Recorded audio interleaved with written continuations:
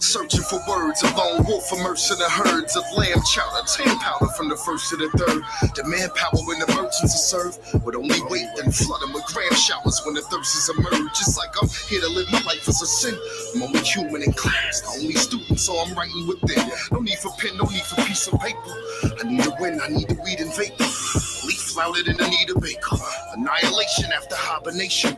Hunger pains after the priorations. Prayed under condensation. The thunder came amongst the sod of Satan. The sun is changing and the flies blazing patient and my time is racing.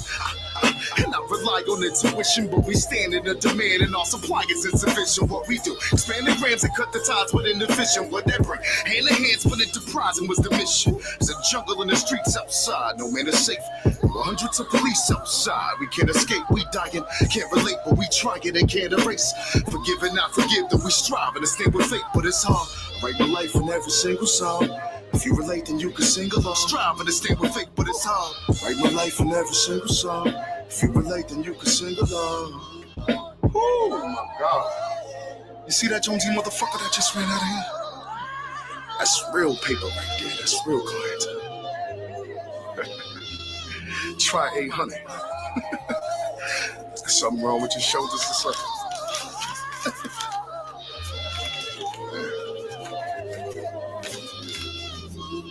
Lost in my thoughts, alive soul, lost in the corpse. My guys know, pie sold at a portion of cost. It's mind cold, but that's the cost of a boss. He lies froze, he's firing eyes closed with no remorse for the loss. It's like he's here to live his life as a sinner. He's only human, his past, conform and lose until he rightfully wins. No need to boast, no need to feed the fables.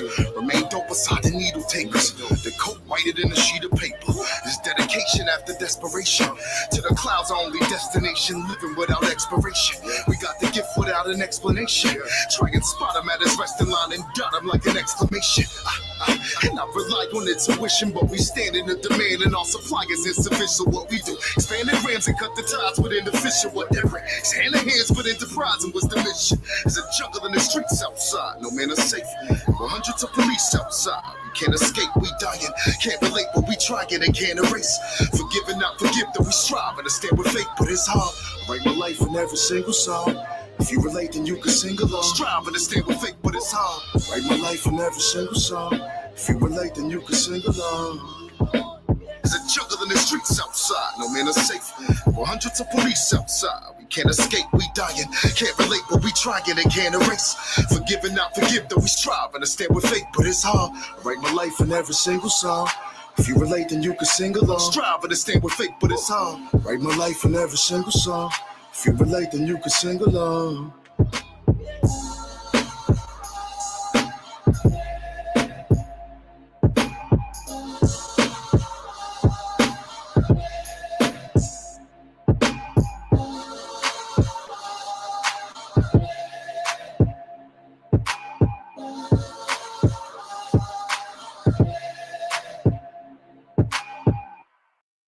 My heart is breaking, my body's aching, and I don't know where to go. So tell me, won't you tell me? I just gotta know.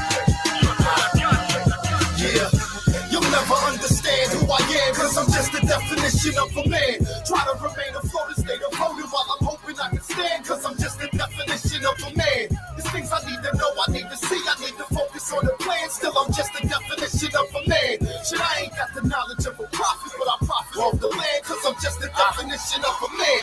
Need I speak? My reputation in the streets I sleep. The deprivation made it elevate, the beast unleashed. No hesitation, I was destined to increase my speech and raise hell till I reach my peak. I'm undecided. I paint a perfect picture through scriptures, I underline it. And spitting coke and dope and the mixtures is undivided. I'm living off the flow, but the kitchen is what provided. Plenty dope, many hopes and the wishes of what's desired. I'm tired, there's so many things that I need to know. I've been inspired, still in so many places I need to go. Before I was admired, I quietly freed the flow. Now it's places I'm required, acquired me through the dope. Oh, I'm getting higher, I finally see the go. I'm flying to see the top and you finally see the flow. I'm climbing into your spot and you crying to me below. It's been a long time coming, I'm dying, I need to know if this is it. You'll never understand who I am, cause I'm just the definition of a man. Try to remain afloat and stay devoted while I'm hoping I can stand, cause I'm just the definition of a man. There's things I need to know, I need to see, I need to focus on the plan. Still, I'm just the definition of a man.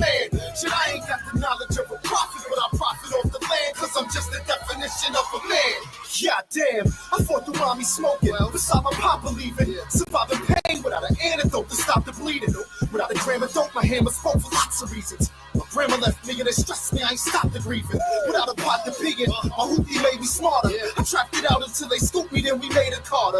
That only made it harder, although we made it happen. We elevated and they hated that we made it rapid. I need to know why I was brought into this way of life. Hustling through day and night, struggling, I stay in fire. I came from nothing, made it something, but I paid the price. Paid the man, shaved the white, made them grams, made them nice. I guess through all my wrongdoings, I could make it right. But I was wrong, my wrongdoings could have gave me life. It could have gave me death, gave me less, gave me flight. Off the ground, getting off a pound if I could play it right. Right, you'll never understand who I am, cause I'm just the definition of a man. Try to remain afloat and stay devoted while I'm hoping I can stand, cause I'm just the definition of a man. There's things I need to know, I need to see, I need to focus on the plan. Still, I'm just the definition of a man. Shit, I ain't got the knowledge of a prophet, but I profit off the land, cause I'm just the definition of a man. God damn, you'll never understand who I am, cause I'm just the definition of a man. Try to remain afloat and stay devoted while I'm hoping I can stand, cause I'm just the definition of a man. There's things I need to know, I need to see, I need to focus on the plan. Still, I'm just the definition of a man. Shit, I ain't got the knowledge of a prophet, but I profit off the land, cause I'm just the definition of a man.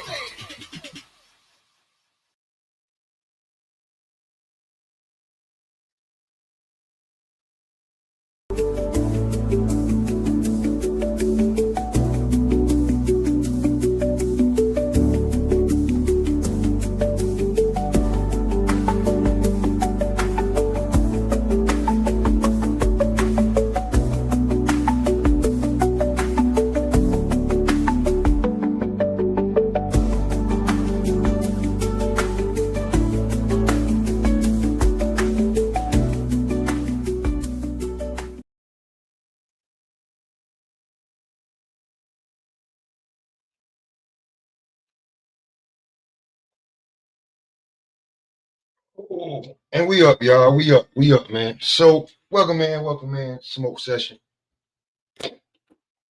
Doing this one.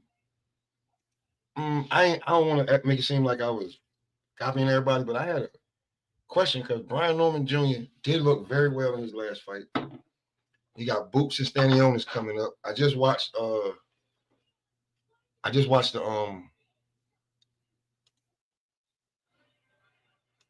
little thing they had with him and Stanionis. Stanionis said he wanted to fuck up the plan. So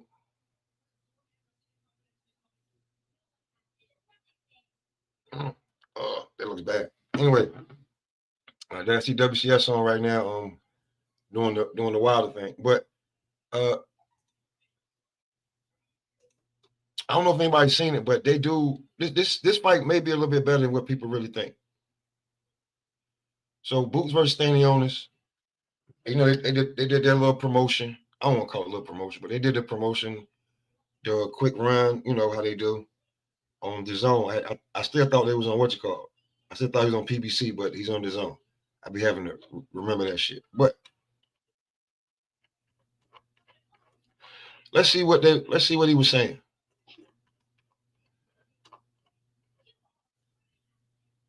Yeah, that's right here. You start right here.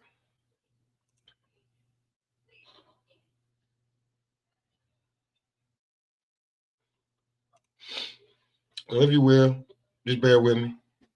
We get it in. Boots versus Stanionis. We can do the breakdown.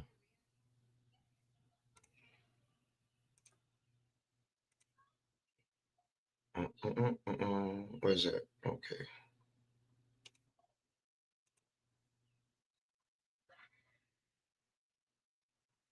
That shit loud as hell.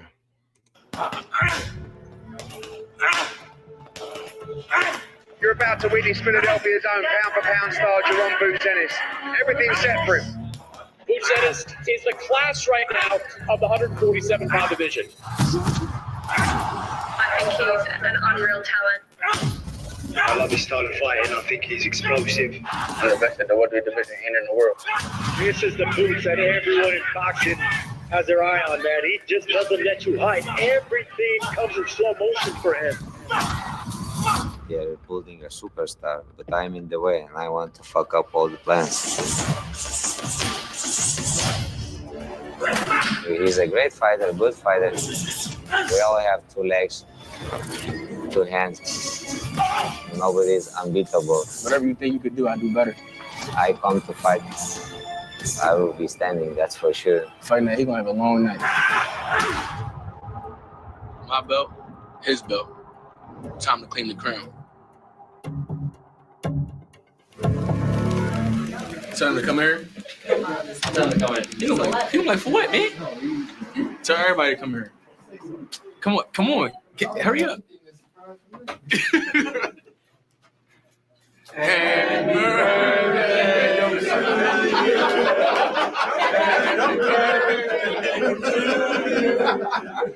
Happy birthday. Oh, he can't.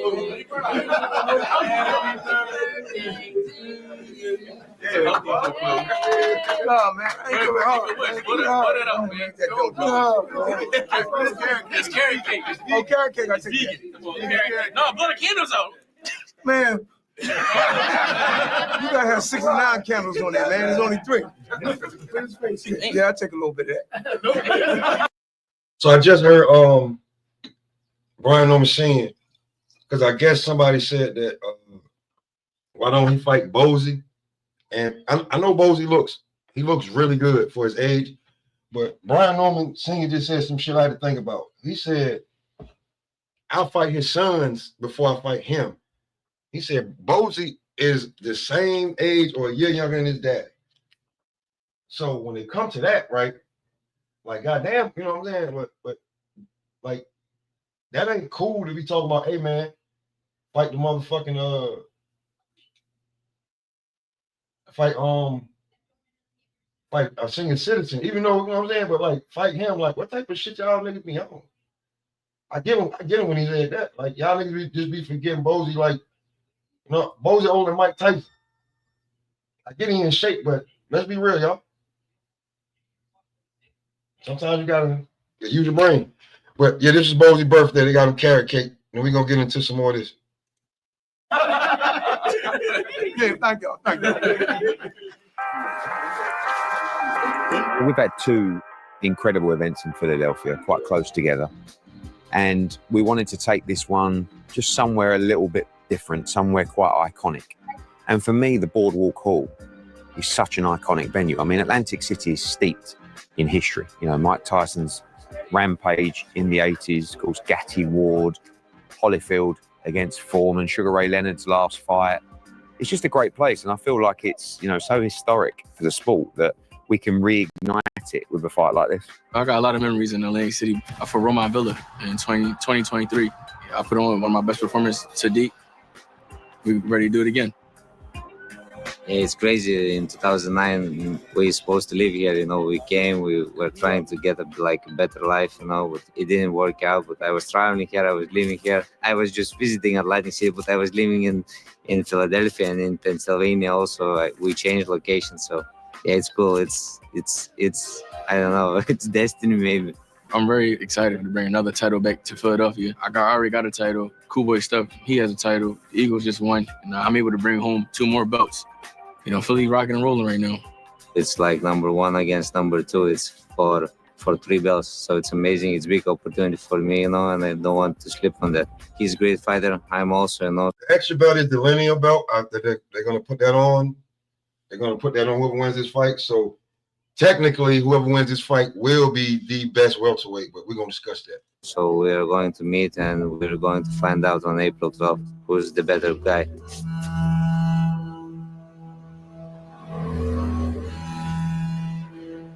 Keep that one for me. I'm getting this one, another one. No. Yeah? No. I'm going to take this one. You want to bet your purse? I'm not betting person. You want to bet? No, I'm not betting. Let's come home with me, though. No, it's not. That's me. We'll see soon. April 12th. Yeah. We'll see. For sure. It's good. We all have flaws. We're all not perfect. And you know that. We are human beings. We all make mistakes. Yeah, just don't make none on fight night.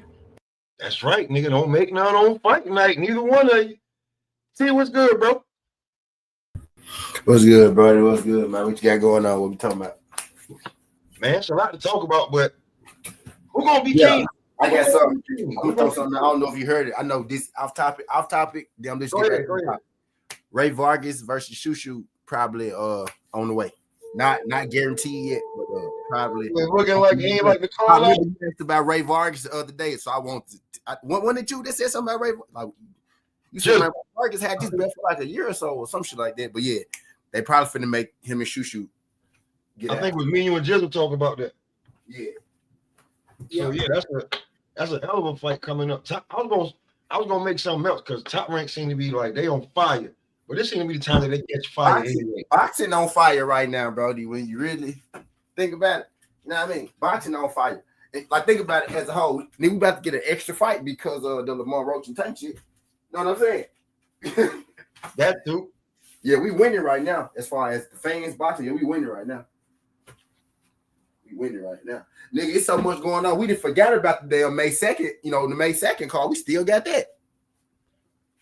Yeah, we got that coming up. I was gonna talk about because Jake Paul, man, is he best for women's boxing? I was gonna talk about that. Yeah, go ahead. He got the bomb back over there. Yeah. I didn't had these same conversations before about Jay when he first came, right? When it was real, it was real bad for him in these streets. But I always said I think his best lane is a promoter. Him being, I know what he's doing. He trying to get a little credibility with his promoting. So motherfucker can't say I ain't never been in the ring. I ain't never fought nobody at all. You get what I'm saying? Now, he had some crazy ass fights, right? But he fought Tommy Fury. That's a real boxer. Not the greatest boxer, but a real boxer. You know what I'm saying? He fought a few more real boxers. You saw when he fight low level real boxers, he knocked their ass out. Yeah. So he's just trying to get himself a little. I think that's perfect, bro, because he can promote forever. You know what I'm saying? He can promote forever, and I think he just getting. I think he's building a roster. I'll be truthfully honest. I think he's building a roster. Yeah, for sure. He most definitely doing that. He got as far as women's go, like he got the best women's roster. Him and Eddie and him. He because Eddie by default because he got more fighters. But yeah, Eddie didn't have no competition in the women's game at first. That's what I was saying about Eddie. Niggas say what you want about Eddie, but Eddie damn good with women boxers. But he giving Eddie a run for his money as far as the best women's promoter type shit. I seen somewhere he just won a settlement or something. $100 million from Eddie. Yeah, he ain't they settled. Yeah, they both him and Eddie settled. Yeah, they settled. Yeah, they both they came to an agreement before the fight type shit. I kind of think that shit was just publicity anyway, in the sense. Now y'all about to get a third fight going. Now y'all buddy again. Nigga, y'all was just, y'all probably was negotiating. Y'all was being petty. Y'all some petty negotiators. That's what y'all was doing. More likely. They were doing some petty negotiating. That's what it sounded like to me. But they settled that shit out of court. Him and as soon as they settled out of court, they announced the third fight, right? And they put Alicia on that card. So we're gonna have two undisputed ones. Well, I'm gonna get to that. Yeah, go ahead. I mean, because it happens sometimes. But Stanionis and Boots gonna fight, right? Yeah. It's for WBA, IBF, and the Lineal. Right? It's gonna be for that and the Lineal. So who is gonna be king at welterweight?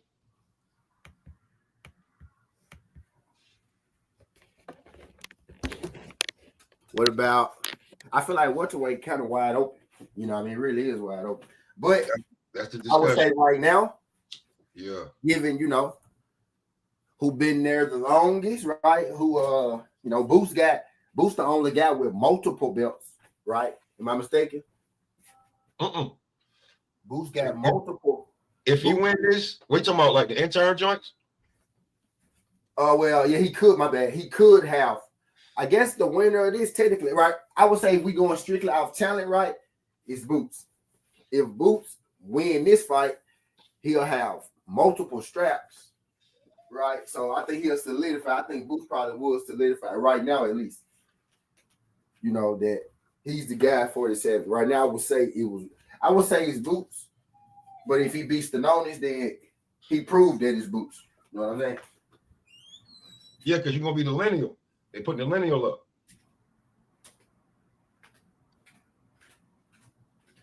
Stanionis the WBA. Yeah. But you know how niggas be taking that lineal championship to the heart. Like, nigga, I'm the lineal champ. Like, whenever anything else is said, nigga, I'm the lineal champ. Thank you for the drink. Yeah. Your T.O. still saying that shit. I'm the lineal champ. I ain't never want to hear that shit, T.O. But now, Boots will, if he wins this fight, he'll be WBA, IBF, and the lineal champ. I forgot how the fuck the lineal? How is he lineal? Ain't nobody. I guess he gonna be the real champ. Talking about Bud, huh? Yeah, because when he left, Bud technically is the lineal. When he left the division, that's why I hate that sometimes, because nigga, if that mean they got to fight. They putting up 2 belts to be the lineal champ. Unification. You know what I'm saying? So it'll be him, Boots and Stanionis. Whoever wins technically will be. Technically, Bud is lineal at 47. He don't have it anymore. Yeah, that's why he lineal. You get what I'm saying? Because he didn't lose it. You know what I mean? Like Tyson Fury trick ass. I always say I'm lineal champ. I'm because he never lost it. You know what I'm saying? But now he lost it, right? So he can't say that bullshit no more. But technically, Bud, I get what you're saying. But I feel like you being paid. I feel like you trying to throw salt on Boots and Stanionis' belt. That's what I'm saying. Like this will, like when it comes to it's Barrios, Norman Jr., Boots, Stanionis. Everybody think they the best. Like everybody got a case. Barrios actually won his belt. I don't think he defended it. He actually won and defended it. Just saying it. Boots said, I didn't win my belt. You know what I'm saying? It was given to me. So I feel like I got to win the WBA belt. So they also put the lineal up there. Brian Norman Jr. just had a hell of a damn defense. So they all got a case, but it's just like this gonna put the icing on the cake. Like who gonna really and do you really think that's gonna be who is the king of the division? Because as of today, that future going on because we got the winner. We still got Devin. Devin is number 1 in WBC. We can't forget about that. Tiger Johnson looked good. Me and you was talking about that. They ain't gonna have to get him out of them 8 rounders. I think he about ready to compete. Got Rashidi Ellis still want to come back. We still can't forget my guy Blair. And I spoke to him. He ain't that shit he'll go down because he ain't fighting like everybody else is. And they still pumping Alexis Rocha. Yeah, man, I think Blair. I remember I said this yesterday a little bit, but let's talk because since you brought up Blair, Rick, I think Blair probably would do good going over there to like a TKO or something like that. Sweep them niggas up. Blair 50,000. Man, Blair take care of some of them niggas in real quick. You know what I'm saying? And then like once you get to the top, you start getting the 500,000 and shit, man. You get 2 of them, you become champion, 500,000, another defense, 325,000 plus the pay-per-views type shit. You know what I mean? But yeah, guys like him, like they could definitely benefit from the TKO, like the guys on the outside looking in. You know what I'm saying? The fighters, but they ain't household names, but we know who the motherfuckers is. Right. Mixtape niggas. Mixtape niggas. Like TKO go be about, really.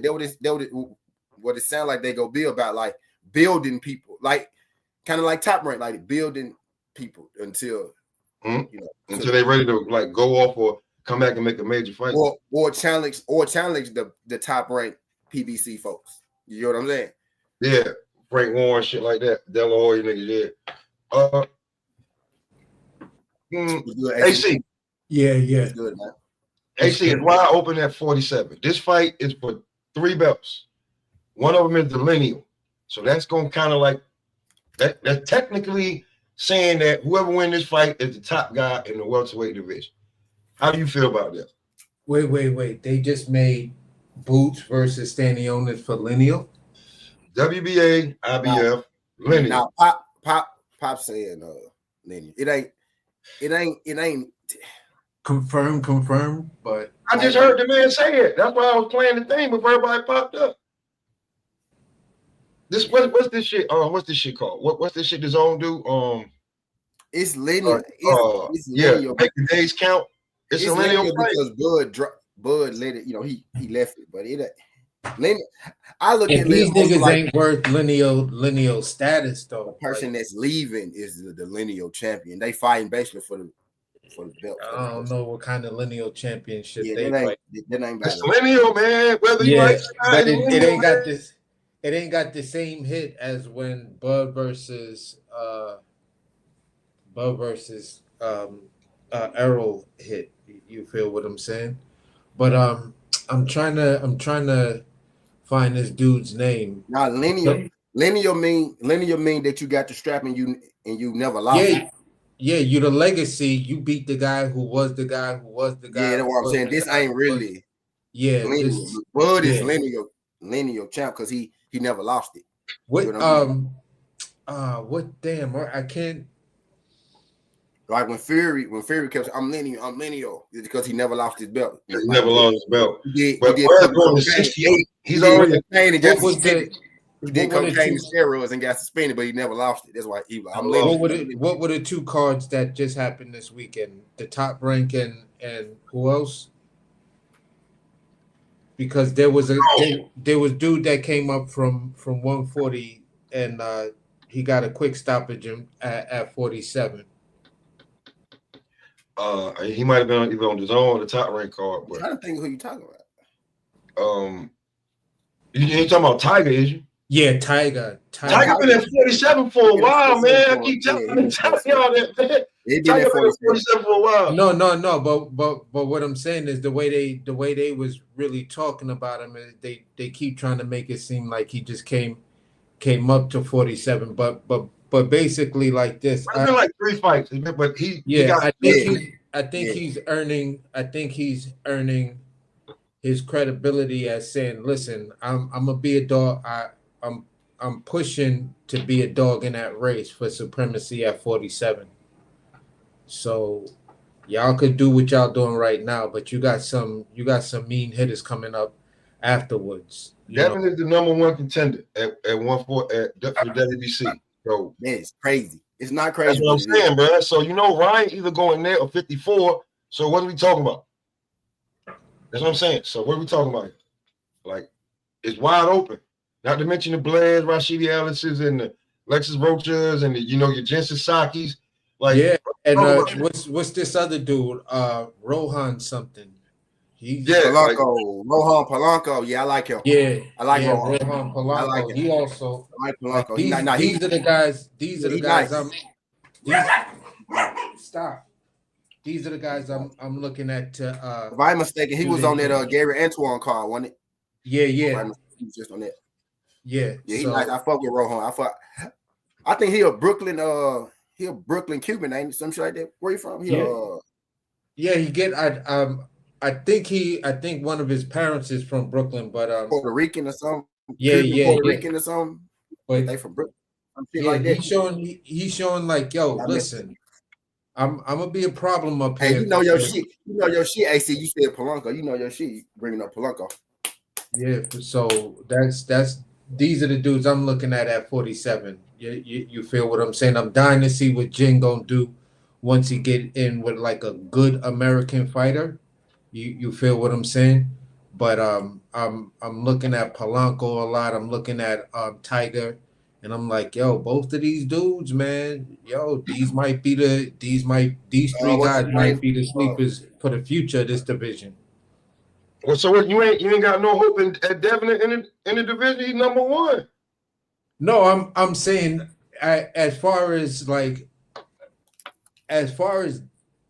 Dev is concerned, it's I feel you could put yourself in a position to get a belt and things like that, but at the end of the day,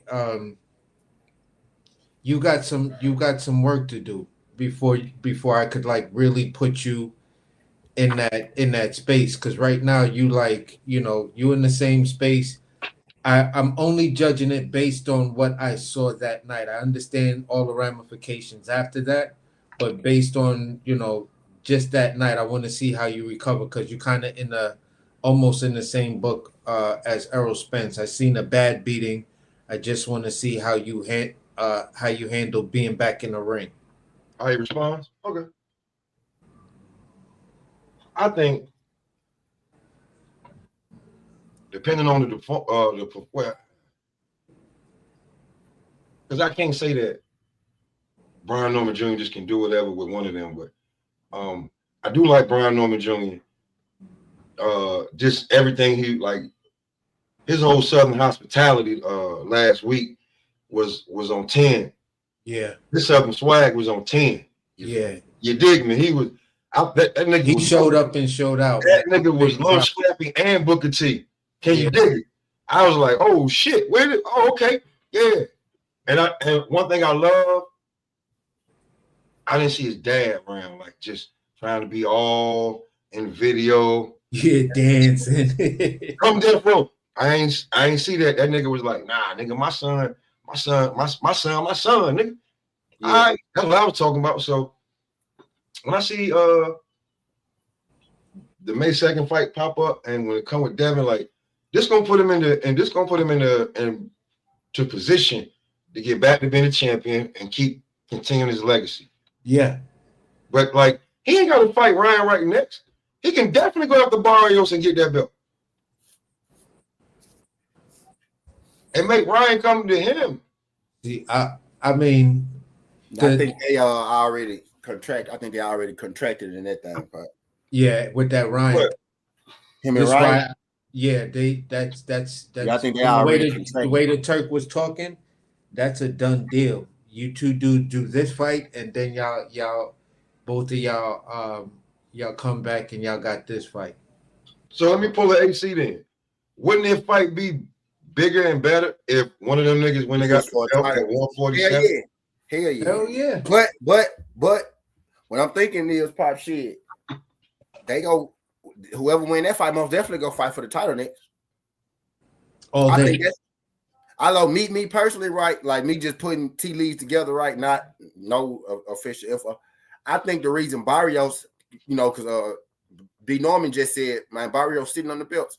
I think he's trying to wait to see what Ryan and Devin gonna do. Yeah, that's what I think. Because he wants that big fight, because you know Barrios already had his big money fight. Barrios is a big money fight at this point. You're a big time fight, right? Yeah, he has a name. He has a name. You know what I'm saying? So I think he kind of styling out. He is. I don't think B Norman was lying. I think he is styling out. He definitely got the best resume, like of guys that's like names and who he's fought. He definitely got the best resume at welterweight. Yeah, with the Ugas.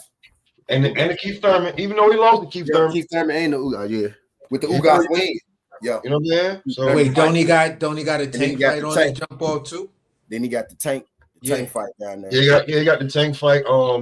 He got and the last few fights at welterweight, even though the one that was a draw, that he just let off the gas and kept getting punched. I was like, this nigga's stupid. Anyway, yeah, Barrios has the best resume, so he's the most tested champion. But he's probably third, fourth when it comes to that. But he is a champion. You can't just be like, hey man, this guy's a, you know what I'm saying? Because if you fuck around and slip up, he'll put in that work on your ass. Yeah, so for me, it's like I think I could see Brian Norman stalling out for that fight to see the winner of Devin Haney and Ryan Garcia. I'm saying that Japan money. That Japan money and just to see who's gonna offer him the biggest payday. And he already said that Japan money looking way better than what the fuck Eddie and them was even talking about. Yeah, he already said that. He said that Japan money look that just the offer. Who we talking about right now? Just the go fight in Japan. Yeah, Jin Sasaki. Maybe he was lying, but he said just the offer of what they was talking about. That money already better than what Eddie and them was talking about. All for real. Yeah. He already said that money better. Word of mother. They know just for Jin to get in the ring. They know just for Jin to get in the ring with with a bona fide American champ. I got a question for y'all when y'all finish. Is going to put him win or lose. He gets the moral victory. But go ahead. Run that question, bro. Off subject but on subject. This week coming up, fight Saturday. Richard Torres Jr. versus Vanilla. Well, hold on. You know the card, right? Yeah. So run the card a little bit because, like, I told everybody that was that who Jihad was fighting, and they was like, and then I told everybody who Janibek was fighting, and I almost fell out my motherfucking chair. Because they don't. Everybody said this. Yo, AC said the same shit when you start running that nigga resume down. He was like, man, who the fuck is this nigga? Yeah, for sure. Oh, you talking about the guy Janibek fight? Yeah. Yeah, for sure the guy Janibek fight. Yeah, and then he rematched the nigga with the bum ass record in a 6-round fight. Like, right. Y'all know who's but now Jihad got a real fight though. Like niggas sleep on his fight. That dude a former champ over there in the UK. And I get it. People, we in America don't put respect on UK belt, which I don't know why. Like UK fighters, you know, can't whoop a lot of these niggas ass. They be talking shit about them UK belts. You know what I'm saying? But like he's a champ over there in the former champ in the UK at 154. So this is a real fight for Jihad. This is a former Jihad about to get a former champion on his resume. Like don't poo-poo this. Like niggas sleep on the significance of this fight for Jihad this weekend. Like this is a real fight. This is Troy Williams. This ain't no, you know what I'm saying? This is very losable for Jihad. You know what I mean? So and so it's on the Richard Torres card. Richard Torres card, yeah. Okay, because the Janibek card is that's just in Pakistan. That's gonna be the first fight of the day, Saturday. Okay. 7 a.m. Gonna be the first fight of the day. That card started at 7. No, he fight at 7. I'm not watching the rest of that shit, Pop. He fight at 7. But Javalov is on there too. Y'all remember Javalov, the dude that knocked out Richard Torres in the Olympics twice? Yeah. He on that card with Janibek, Javalov. What's up with y'all, man? What's good with you? What's up, T? What's going on, AC? Smoke, the Splash Brothers. Damn, y'all not turned T, you Draymond Green. Hey, why you call me Draymond? No. I mean, that was the third best player on the team. I mean, UKD. Okay.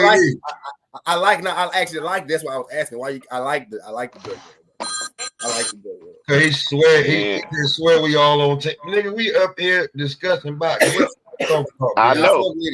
That's why. Now you Sean Livingston. Remember Sean Livingston? You Sean Livingston. I ain't no. He acting like he ain't on the team. You on the team. Act like he not. Niggas sleep on the team. Their first championship, but I digress. Anyway, I digress. Nigga. I ain't on the team, man. They ain't letting me on the team. Man, they ain't letting me on the team, man. Shut up, nigga. What's up? How you feeling? Andre Iguodala. I just want to ask T.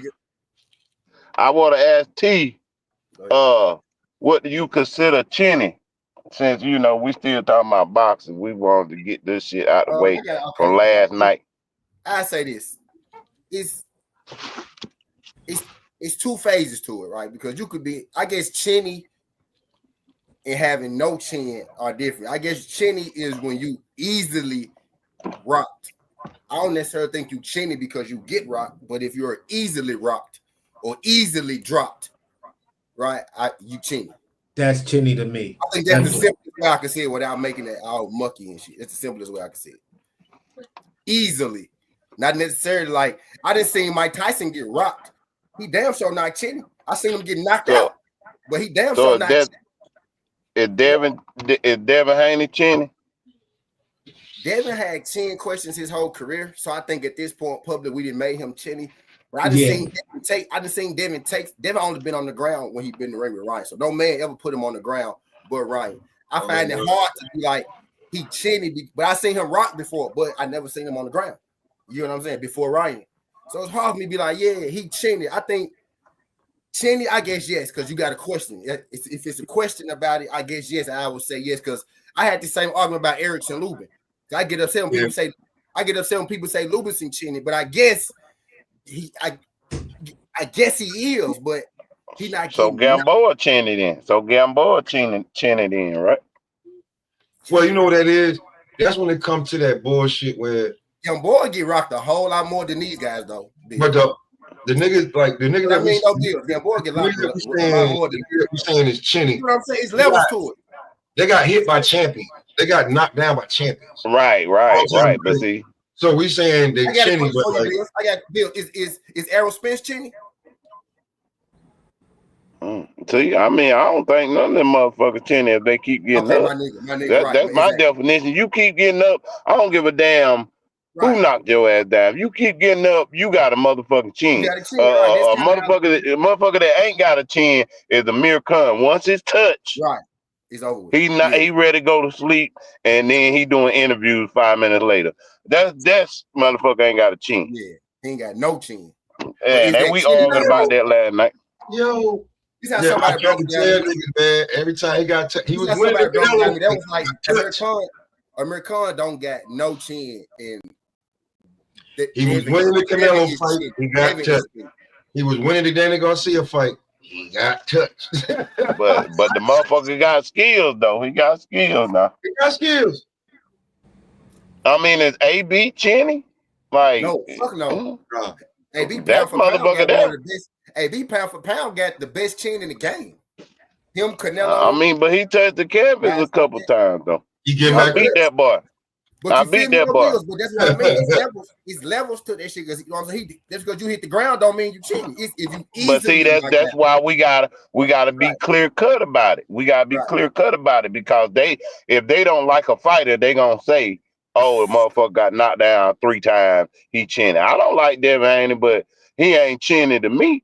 Cause shit, he could have just quit. He could have just said, "Nah, I'm done." He kept getting. They said that's hard. That was my homeboy said. I said his heart was gone when he fell down the first time.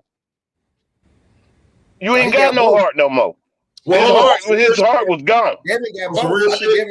I think Devin got heart. Yeah, got to get up, bro. It take heart to get up, bro. Devin got both. Devin do have a chin, bro, because he's never been. He's never been to get up, bro.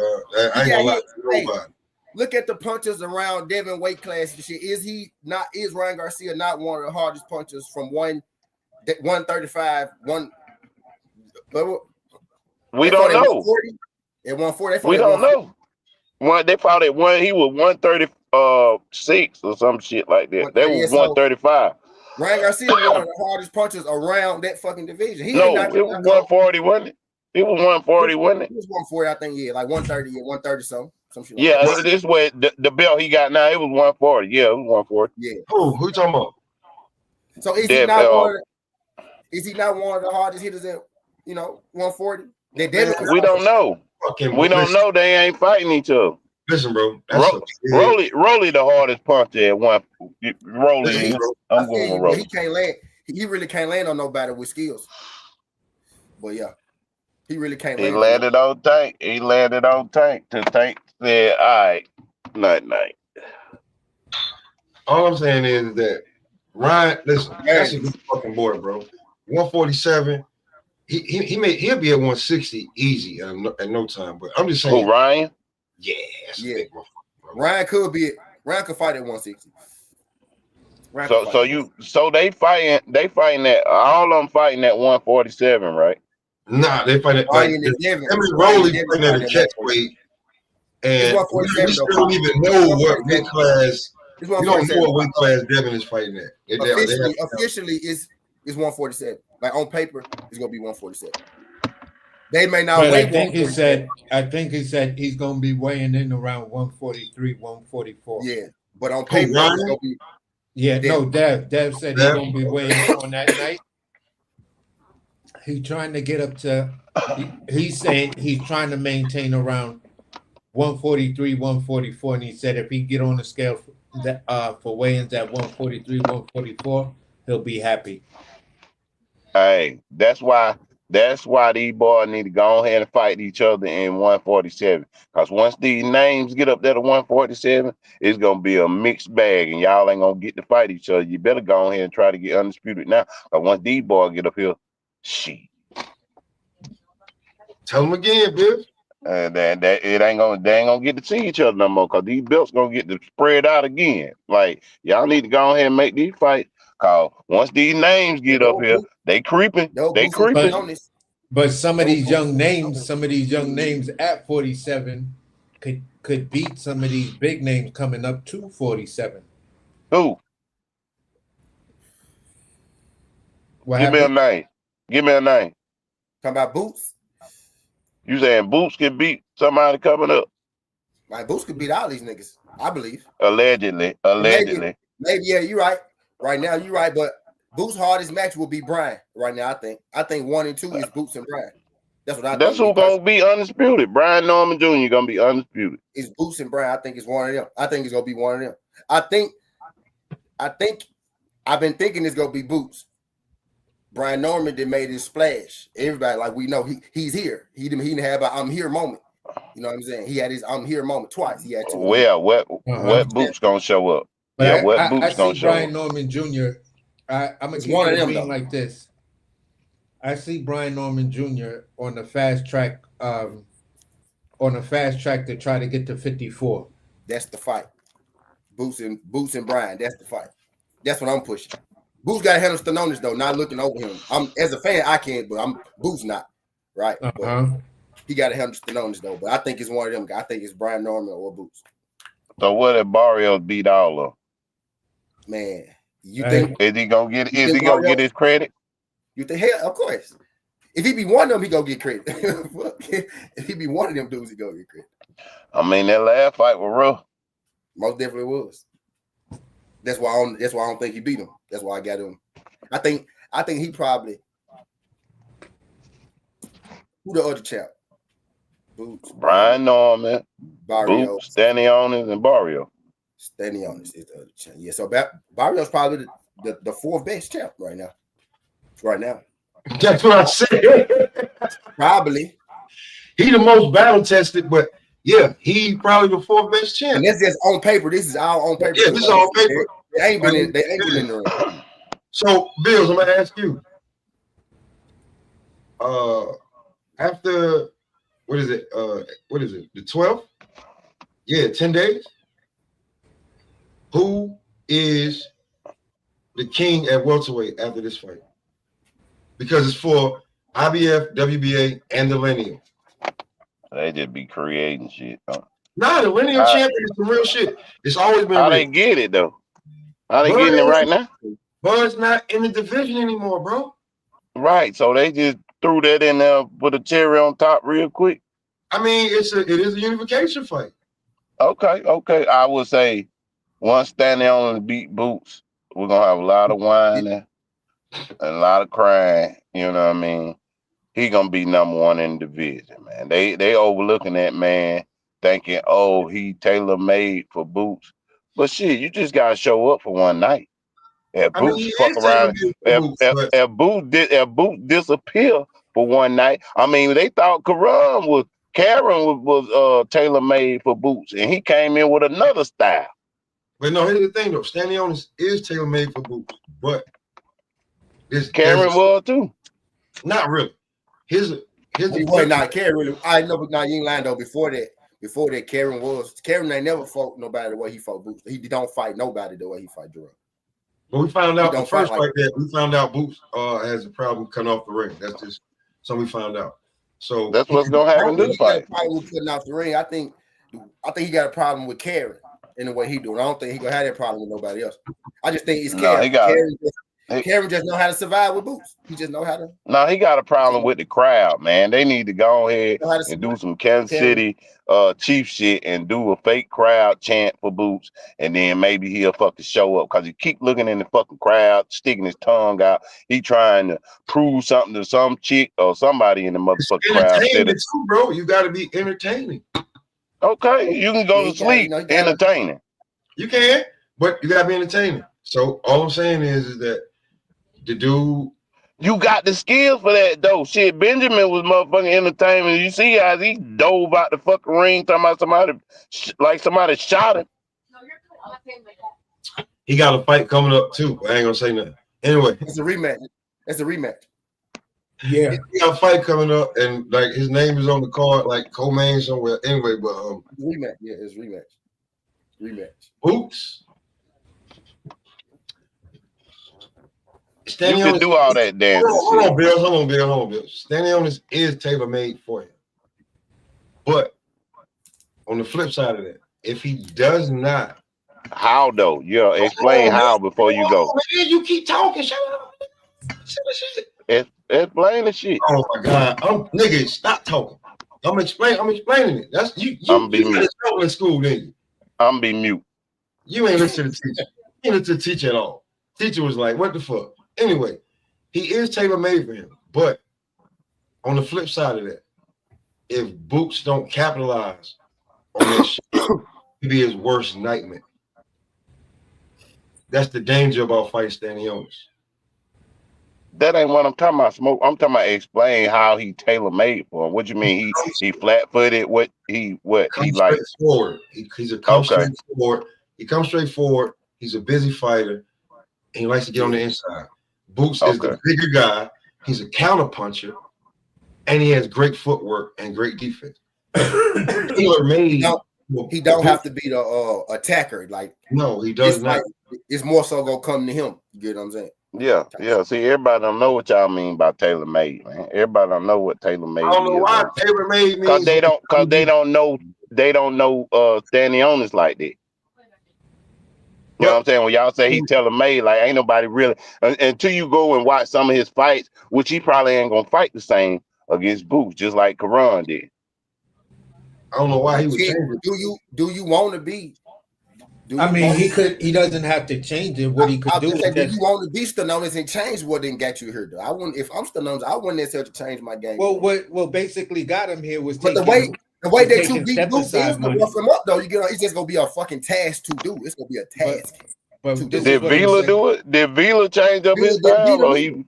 Yeah, but this is what I'm saying. You don't have to change up nothing. All he really got to do is just improve. If he improves on his footwork, he is going to be a serious problem for Duran Boots Ennis. Because if he could give Boots angles, you feel what I'm saying? Karan was giving him angles, but he had no pop on his punch. Villa was giving him angles, but Villa wasn't that accurate and he couldn't catch him cleanly. Stanionis has the accuracy and the power to catch Boots cleanly. He just needs to improve on his footwork. He don't need to come in there and do a whole bunch of things that's different. If he just goes in and just studies some fundamental footwork things and cutting off the ring, and when Boots tries to turn him, which Boots is gonna definitely try, he should be training on how to turn with Boots when Boots try to do it, and then shoot the attack right off the turn, and he'll be all right. You think Boots gonna be switching this fight? Only if necessary. If he gets comfortable in the fight, you're not gonna out angle Duran Boots Ennis. Not happening. I said you're not gonna out angle Duran Boots Ennis.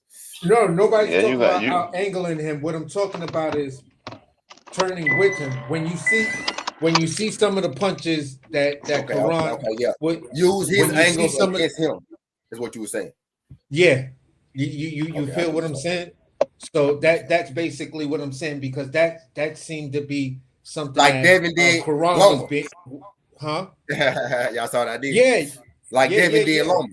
Yeah, sometimes you just got to study the fighter and then say, if you use that same attack on them, you feel what I'm saying, and you time it right, then it could definitely disrupt them to where they're thinking. Once you get a methodical fighter thinking outside the plan, you can disrupt a lot of shit of what he's doing. You know, a move that boxers don't do no more. That old school boxers like used to do a lot. Jihad kind of do it, right? You know, how floor lights do that, like that half step back or that half step to the side, and then shoot straight and go under the guy, go behind the guy. Why nobody do that no more? Floor used to trainer don't train them to do that. Hold on. Rose did that against Tank though. Let me explain that. Jihad do that. I'm T. Let me explain. Hey, I'll be back. All right. I got first-hand knowledge of it. Let me explain. It's like a lost art. I'm explaining it. Pull counter. That's it. Pull counter. Why nobody pull counter no more? I'm explaining. He got his dad is his official trainer. But he did a lot of work with Joe Harris. They call him Joe Dean. He did a lot of work with Joe Harris. If you ain't looked him up, I say it like this, and I keep saying it. Zab was his sparring partner until he got injured. Jihad? No. Joe Harris. Oh, Joe Harris. Okay, baby. Zab Judah. Yeah. Zab Super Judah was his sparring partner. Yeah. He was the damn punching bag. And Joe, everything that Joe used to hit Zab with and other motherfuckers, he showing Jihad. Jihad has punches that are named. You feel what I'm saying? Like old school niggas had punches that was named. Like if I hit you with the goddamn, you know what I'm saying? Call it out. Yeah. If I hit you with the goddamn, you know what I'm saying? If I hit you with the smack you walker or blast from the past. Yeah, you know what I'm saying? If I hit you with that, nigga, I hit you with that. Texas Walker Ranger. You know what I'm saying? I'm gonna say it like this. The fighters I've seen pull off a pull counter. That's a good trainer. The fighters that I've seen pull off a pull counter in a fight, I've seen Keyshawn do it. I've seen Abdullah Mason do it. And I've also seen why do I keep brain farting? Oh boy, at 54, Black Duke, Charles Conwell. In Charles Conwell's last victory, he pulled it. Another middleweight that do it. Carlos Adames do it. Yeah. But more people like you would think. Where Bills go? Where Bills go? We did the interview with Tank actually do it too. Tank actually do it too, though. Yeah, he good at it. And Tank set you up for that pull Tank's more kind of sideways. He kind of goes sideways with it. Then he shoot. He do heels kind of. He moved to the side and shoot heels. Like Floyd used to shoot to the left and boom, go under. He the best pull counter. So now when we say the Floyd shit, right? Hold on. Now, when I interviewed the kid Joseph Brown, right? Mm-hmm. I told you he signed the TMT, right? Yeah. So, AC, you say you watched the fight, right? Did you watch the fight? Yeah. Did he not hit? Did he not hit homie with a few pull counters? Hell yeah. Man, let's talk the game. Let's talk technical. No, just what we gonna do? Yeah, let's talk the game. So I asked him. I was like, "Hey, you hit the pass with Floyd?" And he was like, "Nah, not yet." Blah blah blah blah. So I was like, So Jeff taught you that, huh? And all he did was like chuckle and laugh. I was like, you know what I'm saying? Never mind. You ain't got to answer that. So Jeff taught you that pull count. Because I asked him, then I also asked him, I said, have you ever got any work with Floyd Sr.? And he said, I got a little bit before we got too old. Y'all know I had a master plan. Now we forgot somebody else who do this pull counter too. Right? And Pop got him on the headline right now. Bud Crawford? Not him. Jerome Buzinis. Jerome Buzinis. You get what I'm saying? So it's gonna get. I think Stanionis. This where I think Stanionis go fall short because I got boots. I think pretty much everybody know. I think at this point I'm still gonna do a breakdown, but y'all know I said if Earl retired, which I kind of think my boy kind of is semi-retired. I said it a while ago, so I'm sticking to my guns. When Earl retired, I said Boots gonna be my favorite fighter. So until Earl come back, I'm rocking with Boots. I hate Brian Norman having his he get his time right in the middle of Boots. I wasn't necessarily expecting that, but I should have known that given the history of the situation. But anyway, I digress. All right. So first part of the segment, I feel like we gave it to him. I'll be real with you. I really wanted to chit chat about the second part of the damn show. So women's boxing. Yeah, it's definitely boxing. We're gonna get to it. I said women's boxing. Women's boxing. We're gonna run it up right now.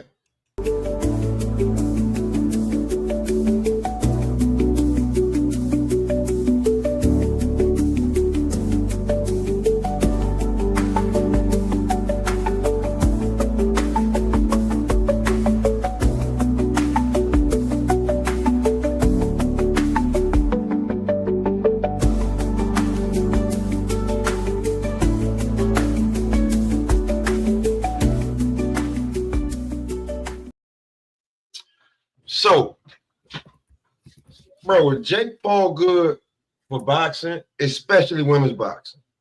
Because he got the bomb back to Ohio to her roots, where she really from, and they getting busy at Madison Square Garden, her first fight back,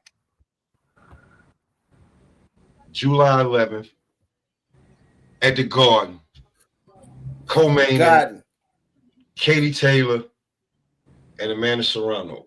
Is Jake Paul, two undisputed fights back to back, is Jake Paul good for boxing? Especially women's boxing.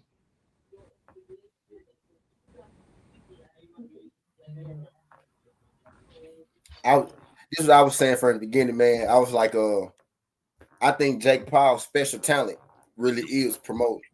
He really he can promote because he had a way of making people, you know, he had a way of selling himself even before he became, you know, before he even got into boxing. Marketing genius. Marketing genius. He brings a whole another fan base. I think him actually boxing, like we, you know, the boxing world, the boxing peers, you know, us and everything, you know, I cracked on him. Of course I cracked on him, but I just cracked on him.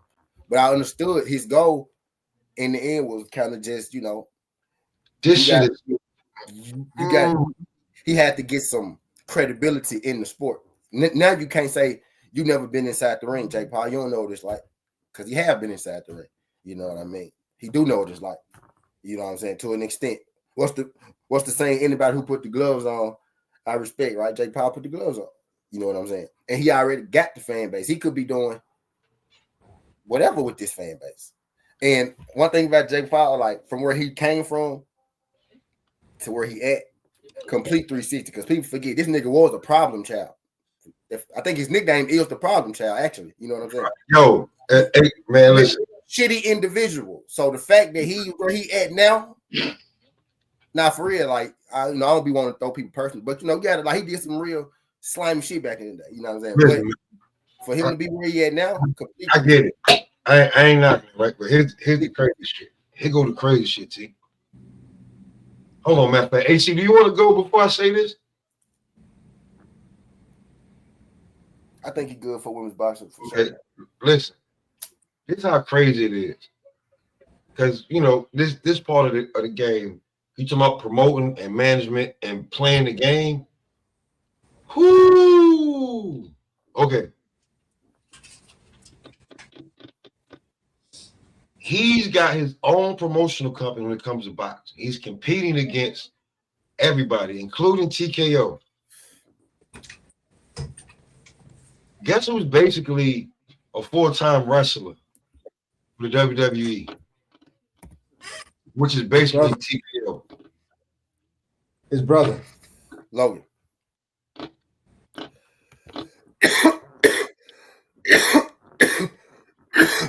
They got a reality TV show.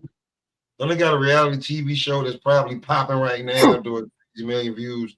The Pause. Yeah, they had that joke for a while. Since that was kids, actually. No, they just got a new one on like either Amazon or Netflix.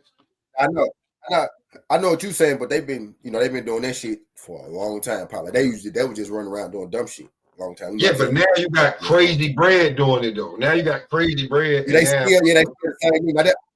I respect they hustle because they really. I remember them little niggas, them kids. You know, look where the fuck they are now. So I respect. So again, when I'm talking about like they from Ohio and like not to mention, and then you bring in the bomb back because she had a rough, like 18 months, man. Yes, she did. She had rough. It was rough, my nigga, rough. So yeah, she did. You bringing the bomb back? She was almost, you know what I'm saying? It was almost obsolete.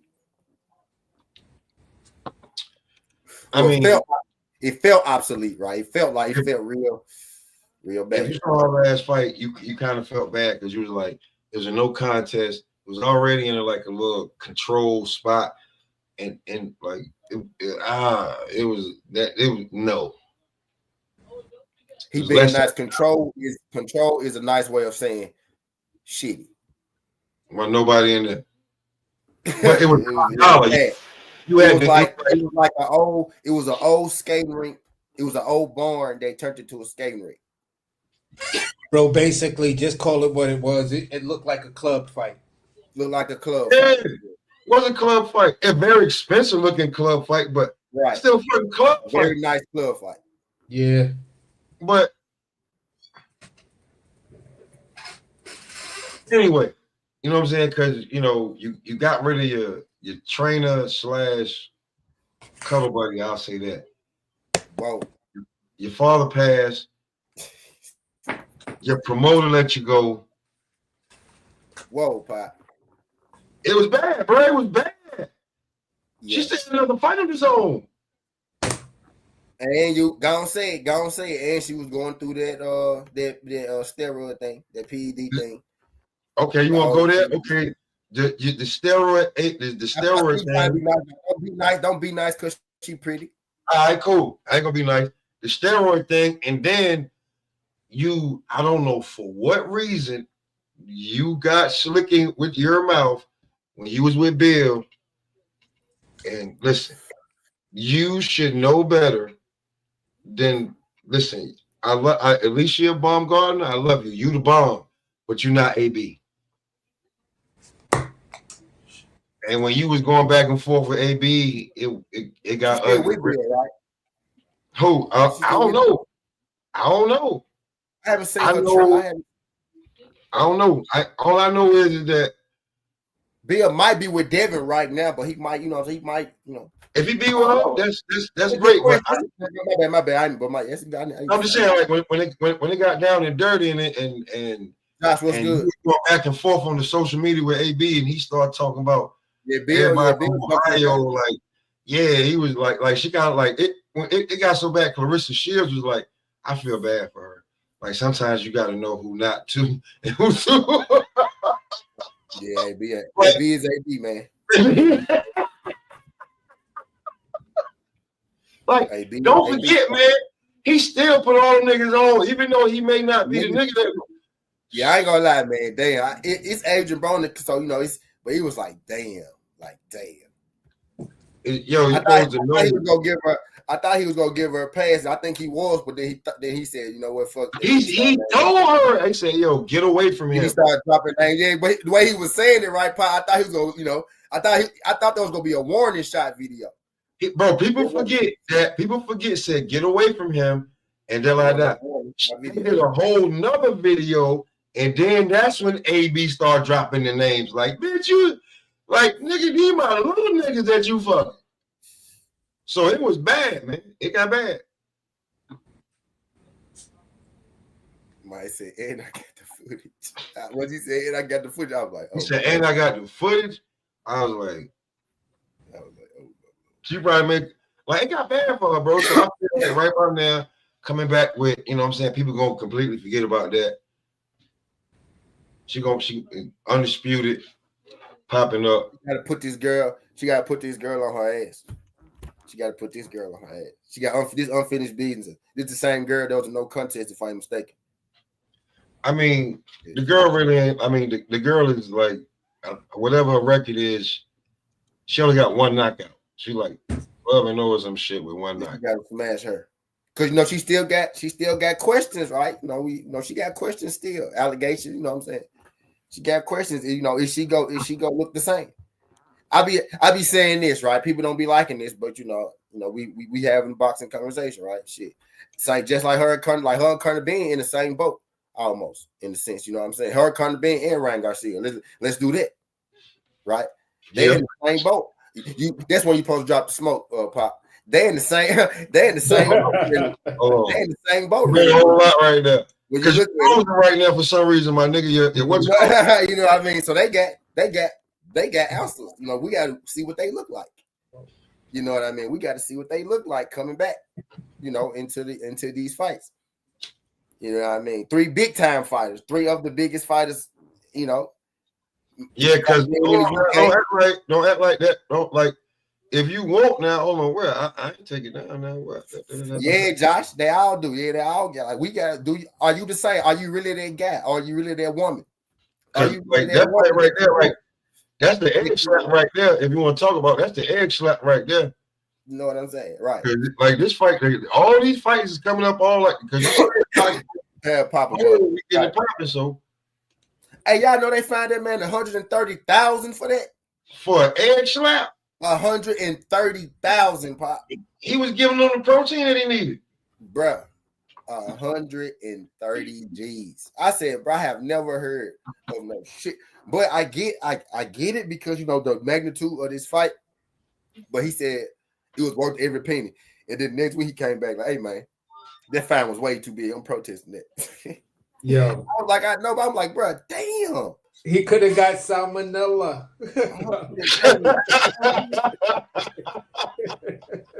Well, my bad, Pop. Go ahead and finish what you were saying. I know. Man, he slapped the shit out that damn man with a goddamn.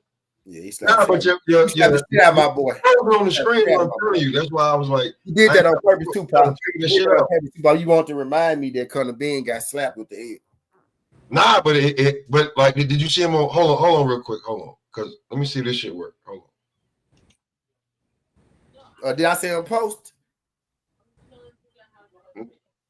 Nah, what you call is your shit is frozen. I'm spinning. Nah, it just froze. There you go. Yeah, cause now I can see that shit. It was just frozen for a minute. Word, but nah. Did you see him on Piers Morgan though? Like, cause if you go on to Piers Morgan, if anybody know anything, crazy. Yeah, I'm here. If anybody know anything about Piers Morgan, I don't know why it ain't showing me. It was frozen before. I don't know. Like, I don't know if I'm like because that shit. I don't understand. Yeah, I should hear me still. Yeah, yeah, that's crazy. But go ahead. It was They was on Piers Morgan and he was going crazy too. And if anybody know if you know who Piers Morgan is, like Piers Morgan is like he's big over there, like and like controversial and all that shit. So when he was over there, I was like, yeah, this fight got some magnitude over there. As much as they don't want to act like it, it's got some magnitude over there if it was on Piers Morgan. Piers Morgan is our Geraldo Rivera when Geraldo Rivera was popular. Piers Morgan is actually better than him. Like I watch Piers Morgan shows, even though a lot of times he be pissing me off, but I still watch his show. That's a fact. But like Crush, what it do, brother? What's popping? Tizzle, what's still? Oh, he was up here. Where you go? Right, what's up, AC? I said no. He's gonna be back up here in a second.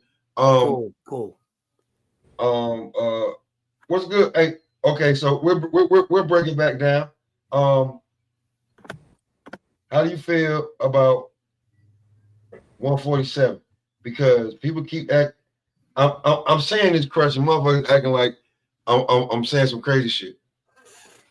Hold up, Pop. You ain't even got to fill me in. How I feel about 147? Because Boots and Stanionis are also fighting for each other belts, but the lineal is on the line right now too. But I get that, but overall, the weight class is lighting the ass. Let's just get straight to it. Damn, you don't like the weight class at all? I didn't say I didn't like it. I said it's lighting the ass. All right. Which it is. It's not as competitive as the other marquee weight classes that we always talk about. It's not right now. And that's not no slight to anyone that's in the weight class. I mean, you can't help what's in the weight class now. I mean, and definitely the class that just got out of there, this class is a little different. And that whole entire 147 need to get to work. Everybody at 147, if you're somebody or they trying to be somebody, they just got to 147. They need to get to work. Every time it's a fucking fight card, it should be 2 goddamn 147 goddamn bouts on that bitch. They got to get busy, man. 154 is the shit. We got a little bit. We got a little bit of work at 47 right now, though. I mean, it's a little bit of work there, but still, compared to the other ones, it's a little behind, bro. I ain't knocking you. Yeah, you're right. But I'm saying, like, before it was like niggas was like it was dead. I didn't get the link, John, about that. Yeah, go back. But I before, think like, the top, man, was dead, man. My bad. Go ahead, Pop. Yeah. It was dead, man. For like for a minute, that shit was like dead, like done deal, like gone. So let me ask you this. What do you think about Tiger and Rohan? Yoda. I like Tiger. I like Tiger. That's what I'm saying. Like, we got yeah, Tiger. man. Let's get more Tiger love going around the community, man. He deserves it, bro. I like Tiger. Always did like him. You know what I mean? My man T put me on the fucking Tiger. That's the first. Get some more Tiger love, man. That man like Clado. He Clado right now, bro. That man could be the greatest. Really, he really could. Like he got all the measurables. He got the ability. You know what I mean? He just gotta, he gotta grow into himself. I think he gonna be all right. He looked good his last fight. I think he gonna be one of them ones. I think he's one of the way he stopped. It's like he stopped, homie. But the way he stopped, and that nigga did not know where the fuck he was and making faces. He was like, "Wait a minute, what did he hit me with? Because my face feel funny. Like my face looked numb." He quit. His power is his speed, and he long range. And that body. And we didn't see him make him fight on the inside, so we didn't see him in the fire already. A few times. To be real with you, I think he's thrown into his body, man, and he's strong as shit at 147. He looks good at 147. That's the weight. That's what I'm saying. Like, listen, what if in the next 3, 4, 5 fights, Tiger may catch a Rashidi Evans? Bro, I think next year, Pop, next 2025, I think 2026. Man, I think he just had one fight. Give him another fight, maybe a December fight after, a middle of the year fight. You know what I'm saying? Give him a mind to 2026, maybe 2026 summer. Man, I think he'd be ready. To the big fight in that division for me looking forward. You feel what I'm saying? Is that Rohan and Tiger get in the ring. Ooh, I like that little fight. Like, that's like Boots. That's like Boots Norman Jr. I feel you on that. Yeah, that's like I can see that happening. It's like, hey, y'all heard that? I said it's like Boots Norman Jr. That's like Boots Norman Jr. Y'all get what I'm saying? Yeah, that shit's like, oh my god. Like, that's the fight. That's the prospect fight. Polanco with Tiger. Oh yeah. Oh man.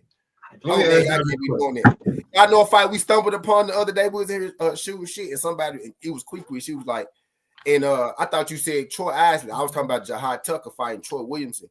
It is Troy Williamson, bro. Imagine Jahad Tucker and Troy fucking Isley, bro.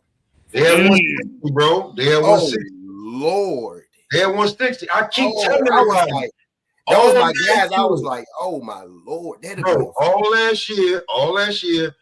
Nobody that Jahad fought made weight, and he was at 160. Everybody was 162, 160 something else. Everybody he fought last year, and we remember how he looked last year. Everybody was impressed. Jahad skill, man. He got skill. I like him. I like little dude. He's skilled. So I mean, Troy, if you're gonna stay there, that's an old young nigga right there. But we can tell by where you fight. That's an old young nigga. Like Emmanuel Augustus then took over his.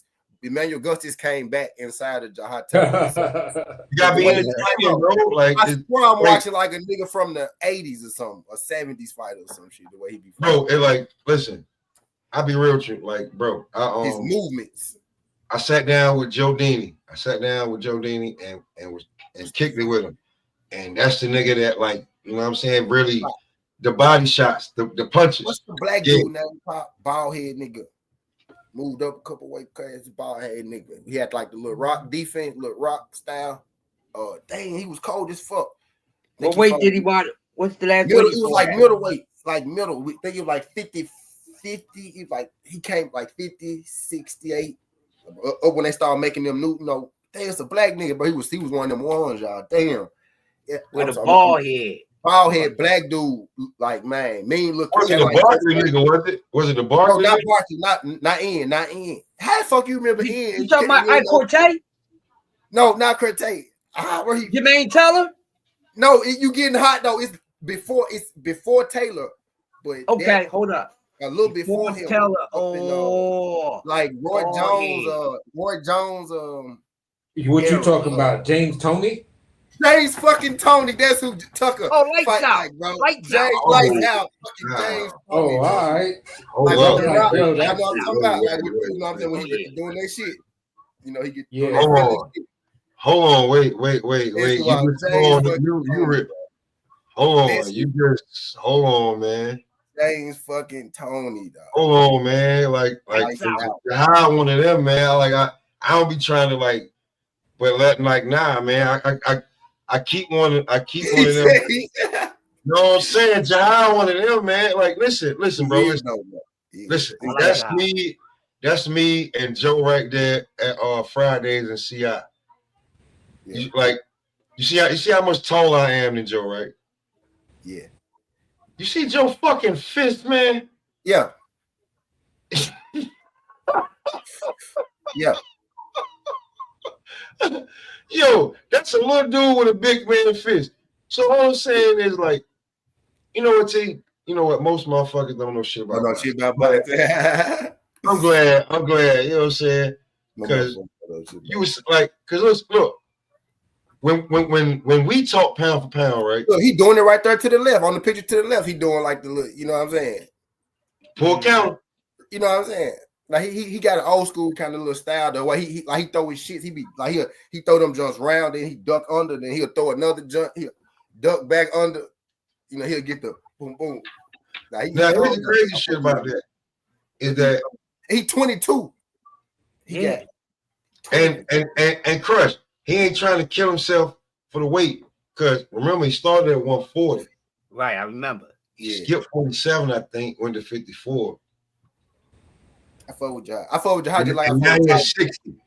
He ain't waiting for niggas, bro. He ain't waiting. So that's what you call pound for pound. He's a pound for pound fighter. Nigga at 160. But he's at 160 from 40 to 60. Started at 17. 22.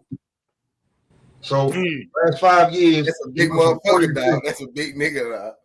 That's a big. If he basically started at 22. I mean at 60, pretty much. He basically started at 60. Yeah, 16, 17 years old. In my video, I said, man, Jahai might fuck around and get undisputed at 160 just off some longevity shit. Cause I think with his body type, he could sit there forever. He could be like the arrow of, you know what I'm saying, of 160 at 22 years old. Like he could get and he's mean. And he's mean in the ring. He's mean and he don't care about the smoke. Like he'll do some shit to you in that ring. So like coming up to that card, like you right, T, that card crazy. That card crazy. Crazy. After that fight, we got. Now I want to see Jahai versus Troy Adams. Now that's one of the ones. That's one of the ones. That's some video game shit. Like I hope the niggas go to the damn watch it. That's some video game shit. You can my guys, I don't want to see it, but I want to see it. You know, I really don't want to see it yet, but I do want to see it. I don't think I'm ready for it. Like Nick, I don't think I'm ready for it just yet. I got Jahai in that fight though. I'm gonna take tough. That's tough. I'm gonna take Jahai on that one.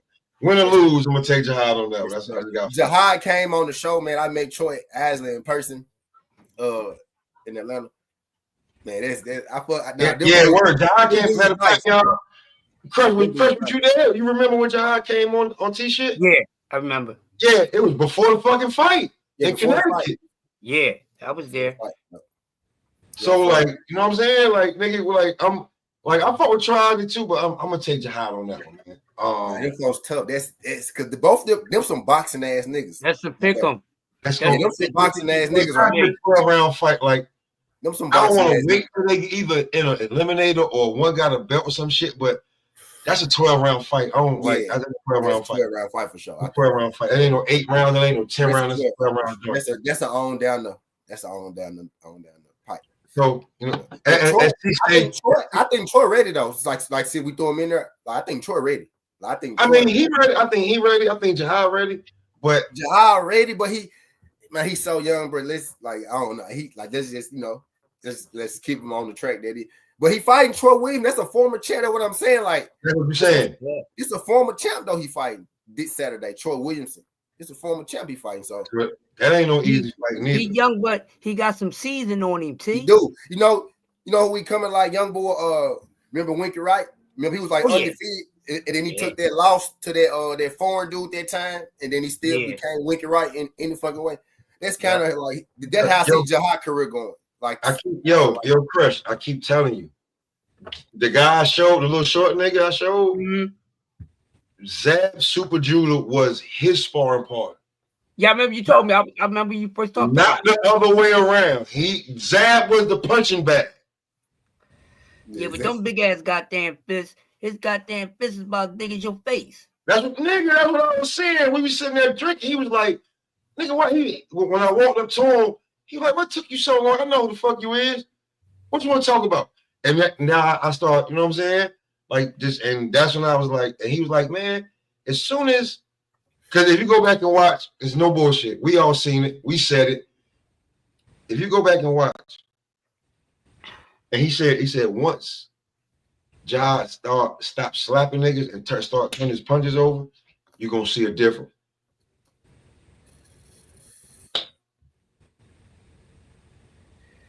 Because sometimes when you catch him with the good shots, you know you catching him with that. But when you catching him with that, he gotta find his balance too. Sometimes, hey, look, sometimes Jahab be trying to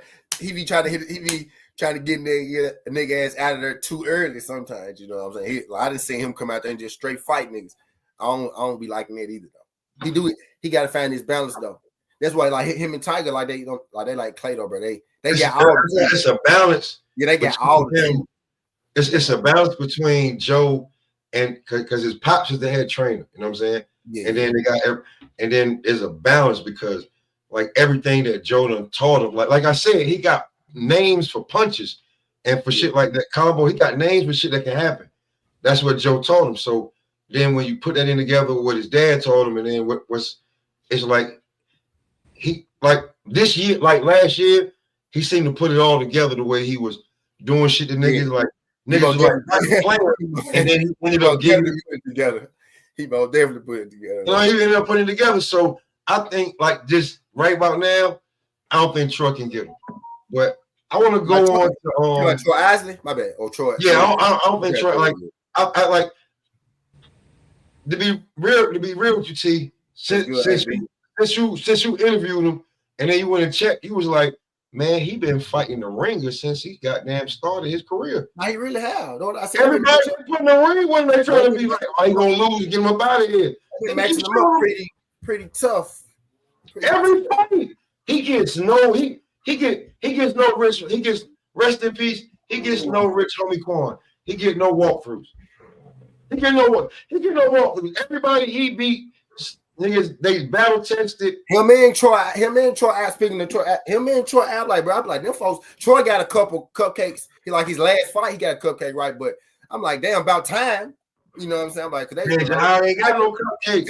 Tiger too. Giving them. Hey, Tiger too. Like they've been like those dudes, them three in particular. I'm like, bro, I'm like, they match up be count up. Tiger. They no love for Brian Roman Jr. Like, do y'all want them to win? Do y'all want them to win? Y'all having this conversation, but y'all forgetting about Conwell, bro. Like, yo, bro, he's on like. I'm talking about young boy. We talking about young boy. We talking about young boy. We talking about AC. We talking about young boy. We talking about young boys, AC. Yeah, right. We still talking about straight top rank. We ain't even left top rank.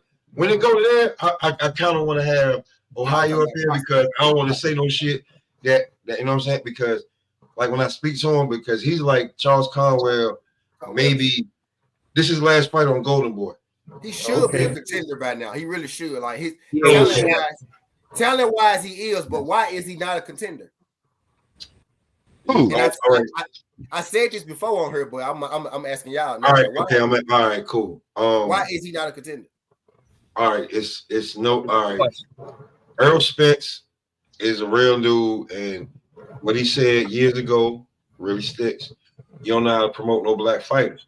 So Charles Conwell, if he makes Charles Conwell, he puts him in a fight with another person that has a name. Why won't you put Charles Conwell versus Virgil Ortiz, who you already know why you ain't even done that. That's an in-house fight that definitely gonna push somebody to the top to get a belt.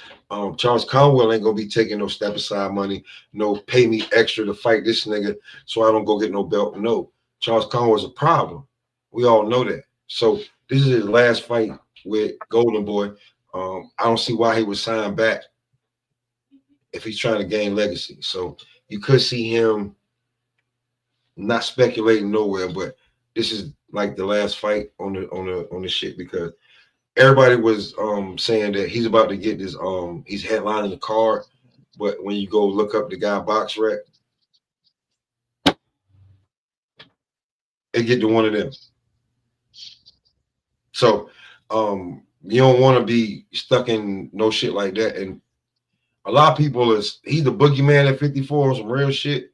So him going to 60, don't think that won't happen in a little bit neither because it's only 6 pounds. You know what I'm saying? He's a big ass dude. A lot of people don't want to fight Charles Conwell. So I could see him probably being picked up by Top Rank or maybe DAZN. I would even stretch it out to be like, you know, maybe Frank Warren might want him because he just knows the value of him.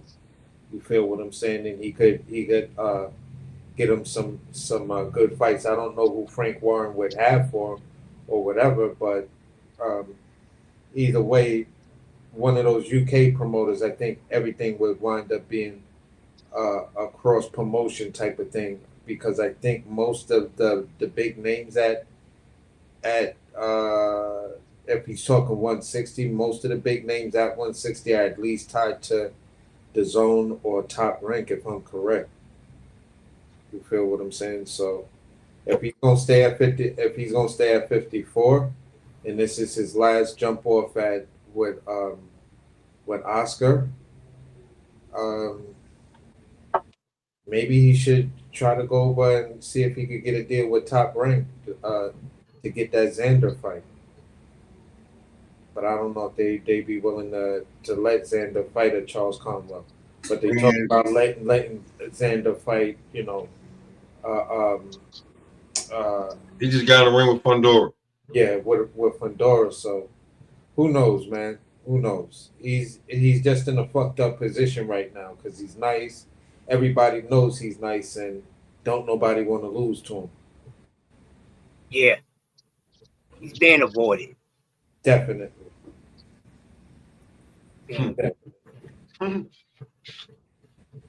Yeah, right, being avoided because even after the tragedy, what happened,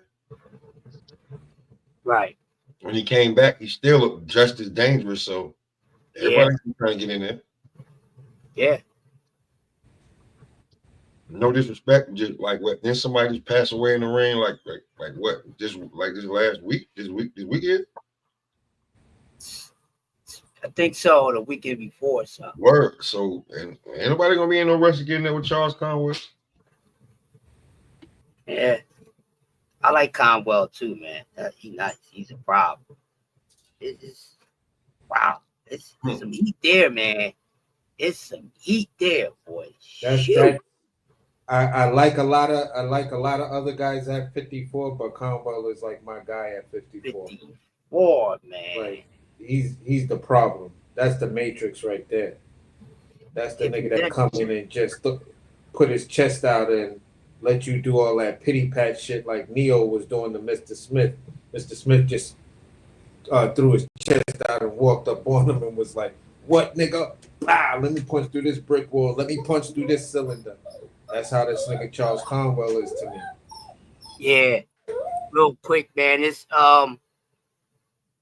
if it's any weight class or weight classes that really just like got me foaming for shit, 154 and 140.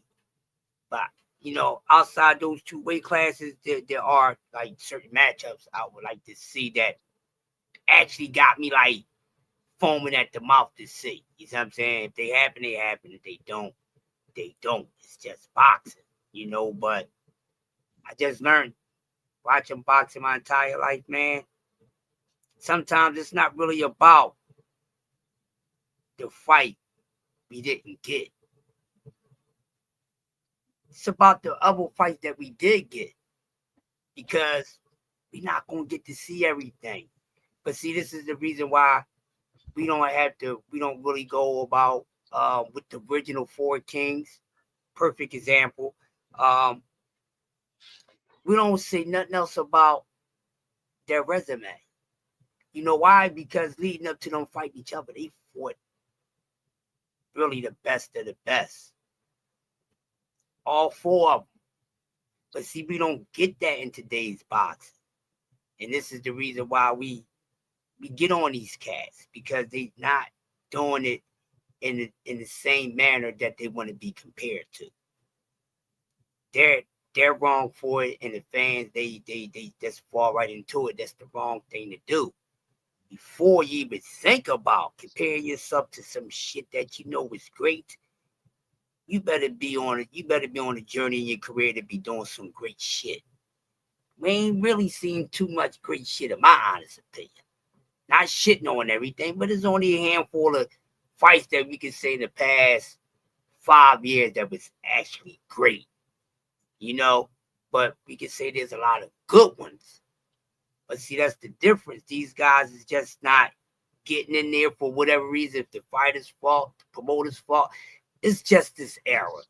I just had to accept that reality.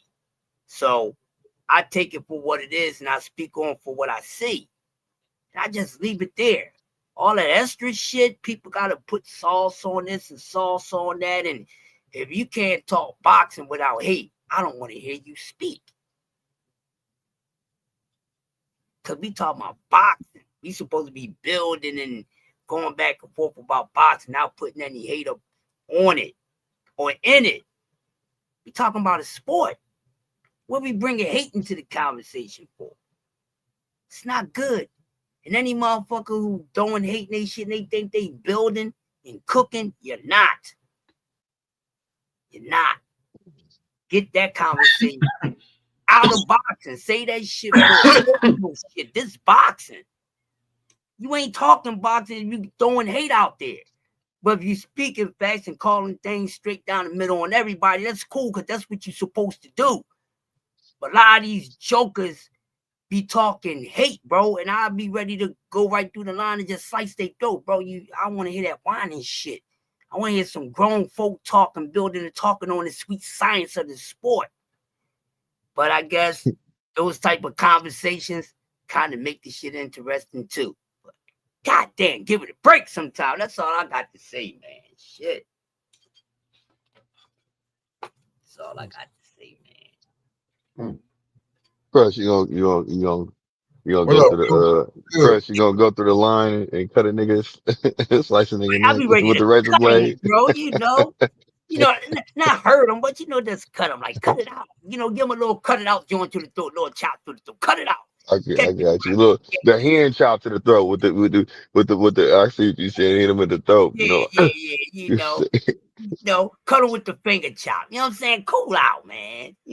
But it's all good, because some of this shit is comical, man. And I think for boxing minds, for everyone on this panel, that just makes it easier meat to cook.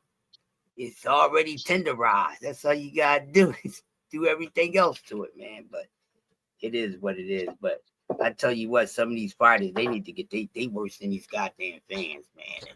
And protection agency for a lot of these fighters gotta stop, man.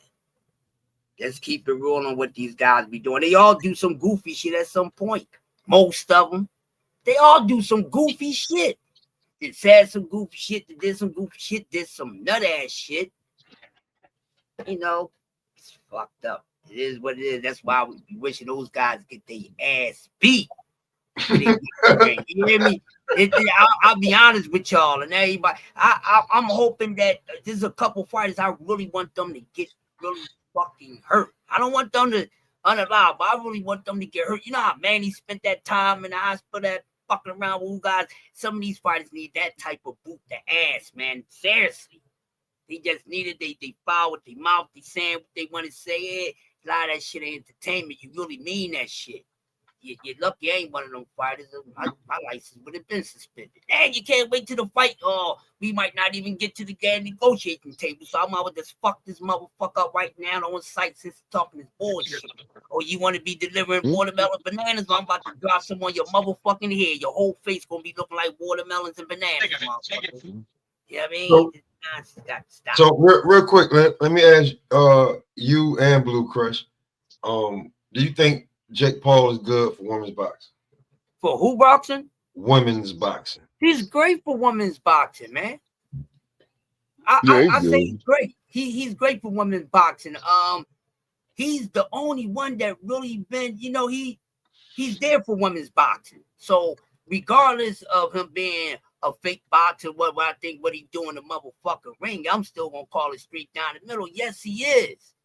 And hopefully he goes full-fledged even to it even more, because women boxing need more, a little bit of everything, because they get it in. And a lot of us, we gotta be showing, man, I don't give a fuck what you say, watching a women boxing, but they get it the fuck in. It ain't a woman match that I can say that was boring. No matter if I know the name or not, they get it the fuck in, man.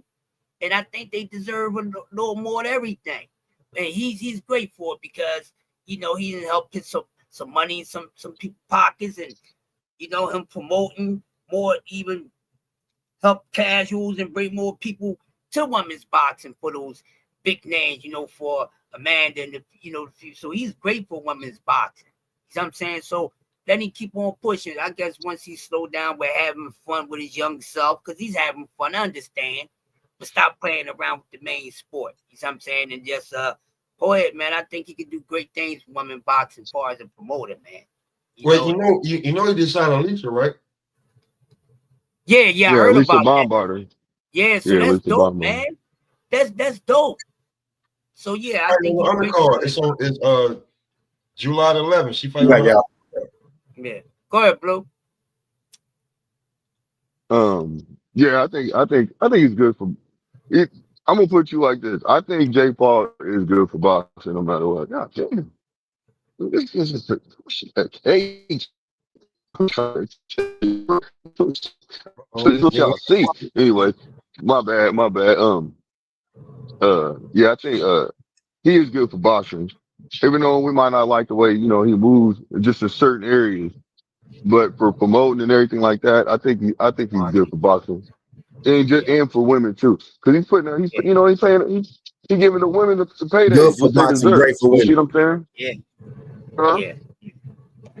What'd you Good say? for boxing, good for boxing, great for women's boxing. Yeah, good for boxing, You see good what for I'm women saying? boxing. That's Because exactly. Yeah. that's what I'm saying. Because the simple fact is, you got to look at it like this. He's doing certain things. I might not like the way he cherry picks his fights, but no matter what, he's still doing what he got to do when it comes to promoting. So you know what I'm saying. So I can dig it. That's why I can't hate. You know what I'm saying? And he's taking the time to actually get in there and become a professional fighter. You know what I'm saying? So it is what it is, man. Like at first, I felt some kind of way, but now I'm good now. Yeah. Then I heard from some people that been around him a few times, spoke to him, from what I say, cool report. So yeah, he, like T said, that's what I meant. Good for boxing, great for women boxing. Yeah.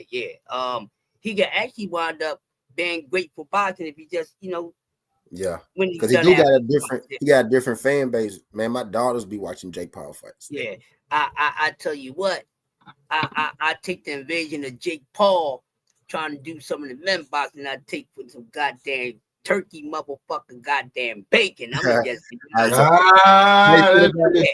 said feel it. about Dana White. Hey, Chris, since we're here, right?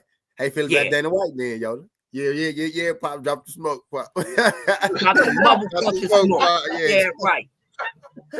Got the smoke. How you feel about Dana White? You know what I'm saying? How you feel about Dana White in boxing, Yoda? Oh, fuck Dana White. Get the fuck out of here. Don't bring that bullshit over here, Dana White. I might have to have somebody pull up on you. You ain't gonna come over and try to get in men boxing and this and this. They gotta go through enough. You see what I'm saying? You want to come down here? Now, hold on. Now, T, hold on, T, no, because you here. Now, I told everybody the prices and everything, right? Yeah. All right, now, where nigga, I didn't dig it up out of the archives. You did. Yeah. And now, like, you didn't pull up the other night, but nigga was like, man, who the hell gonna be fighting for that shit? But we already had a discussion on that though, right? Like, nigga, this is gonna. Yeah. Like, yo, bro, them numbers is different, like, bro. The way they was. Them numbers is different. The way they was explaining it, they ain't gonna be able to sign like none of the top boxers. You know what I mean? It's like for 750,000 for a title fight. But them in between guys and whatnot. You know what I mean? Yeah. Get some in between. And some Turkey got gatekeepers. Turkey got his own set of fighters too. I'm thinking Turkey is going to be the guy to bring the names in. He got Canelo signed to him directly. You know what I mean? So I'm thinking he gonna be the guy. He actually him and Bud fight is gonna be the first. Man, I think actually Canelo gonna fight Skull on TKO banner. I think they did that shift now actually, but him and Bud gonna be the first big fight. First pay-per-view when I think Skull gonna be pay-per-view too. But I think he is gonna fight Skull on TKO though. But him and Bud, gonna be fighting under that banner too. So I'm thinking the headliners may be the Turkey fighters. That's what I'm thinking. Like the big bucks. The big bucks. But he right about that. Here we go. All right, cool. For a 10-round bout by unranked fighter, 20 grand. So 20 grand for a guy from 1 to we'll say 10 fights, right? 1 to 8 fights, really pretty much like something like that, right? Up in there. Like we'll be over there. Like 1 to 10 fights. Yeah, if he's not ranked, because the ranking go to what, 15? Right. So about his first fight to his 10th fight, he'll get about 20 grand to fight. He get 20 grand. When ranked by the company at number 5 to number 10, you get 50. So you get 20 up until you rank to number 10. Right. So you get 20 grand per fight, pretty much.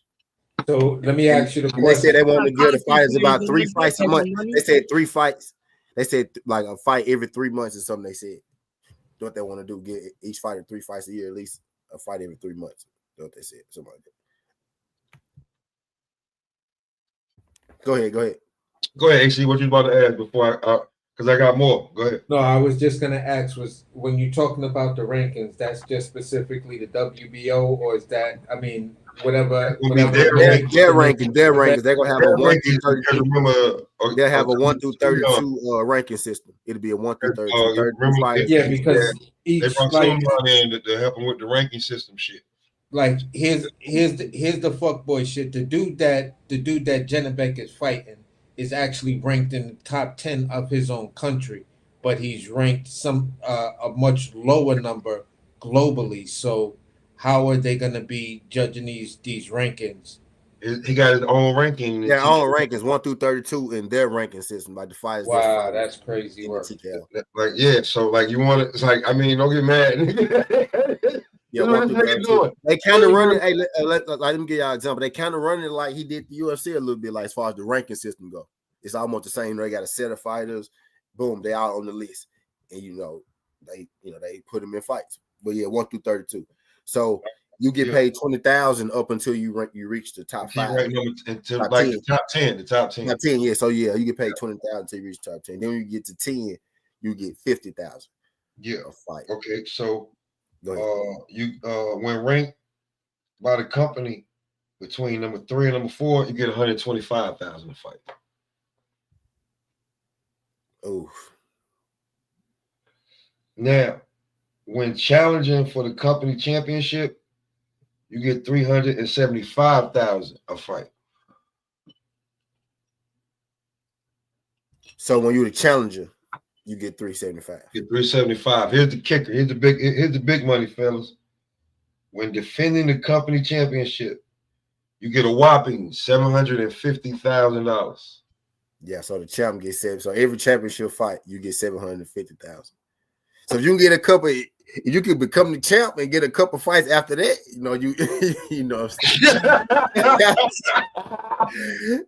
I'm saying? But now for guys like I was talking about, like guys like Bled and Ellis and certain people who can't get fights, bro. Like these niggas can get like Michael Fox, my boy Michael Fox, Alontaze Fox, guys like that, shit like that. But they going there, you know what I'm saying? They try to run they, run their bag. Running niggas' pockets up real quick. You know what I'm saying? If they and fight somewhere else. If you do that right on your 3-year plan in that, but you might make some money if you got a 3-year plan in TKO. You know what I'm saying?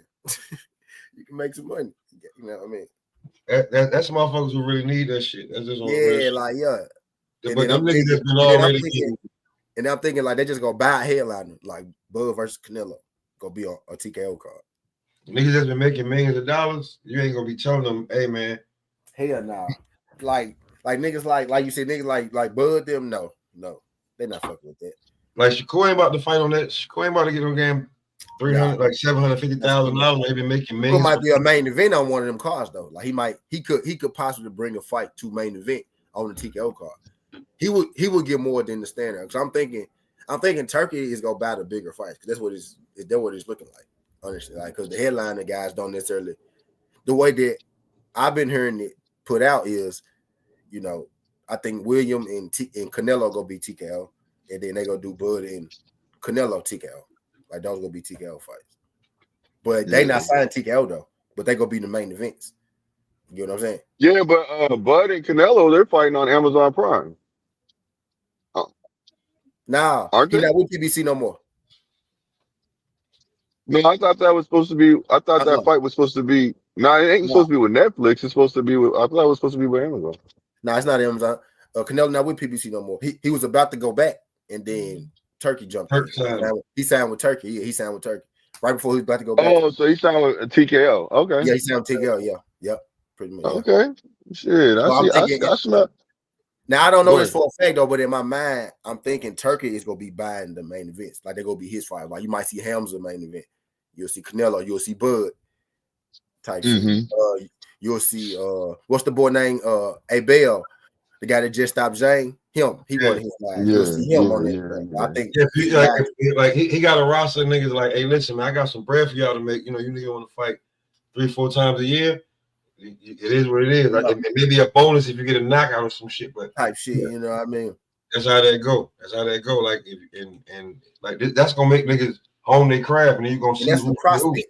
And that's for prospects, but that's enough to get a prospect to focus only on. Okay, so hold on, Skinny. So they're gonna have a system to where it's like they're gonna have it for prospects also, and then main events. Okay, 2 different payrolls. Now look, Blue. Don't give me the line on you, Blue. I'm just what I'm doing with No. You good. You ain't lying. I'm just saying if that's what you're hearing, because that makes sense. Because I was assuming that it would be like, I was assuming that he would like at first the way they were putting it out made it seem like he's only going to be working with the prospects. You see what I'm saying? Mostly it is going to be. Yeah, and then but then that's when I was kind of questioning. That's going to force people to fuck with him to get those big fights, you know what I'm saying? But at the same token, it's going to force people to go other ways too, to other promotional companies. That's what I was thinking. But if he's making it like that, where, you know, he's still doing main events and he's still paying people, but he's also doing it to where he's paying people, you know what I'm saying, giving people more incentive for, you know, the prospects. That's cool.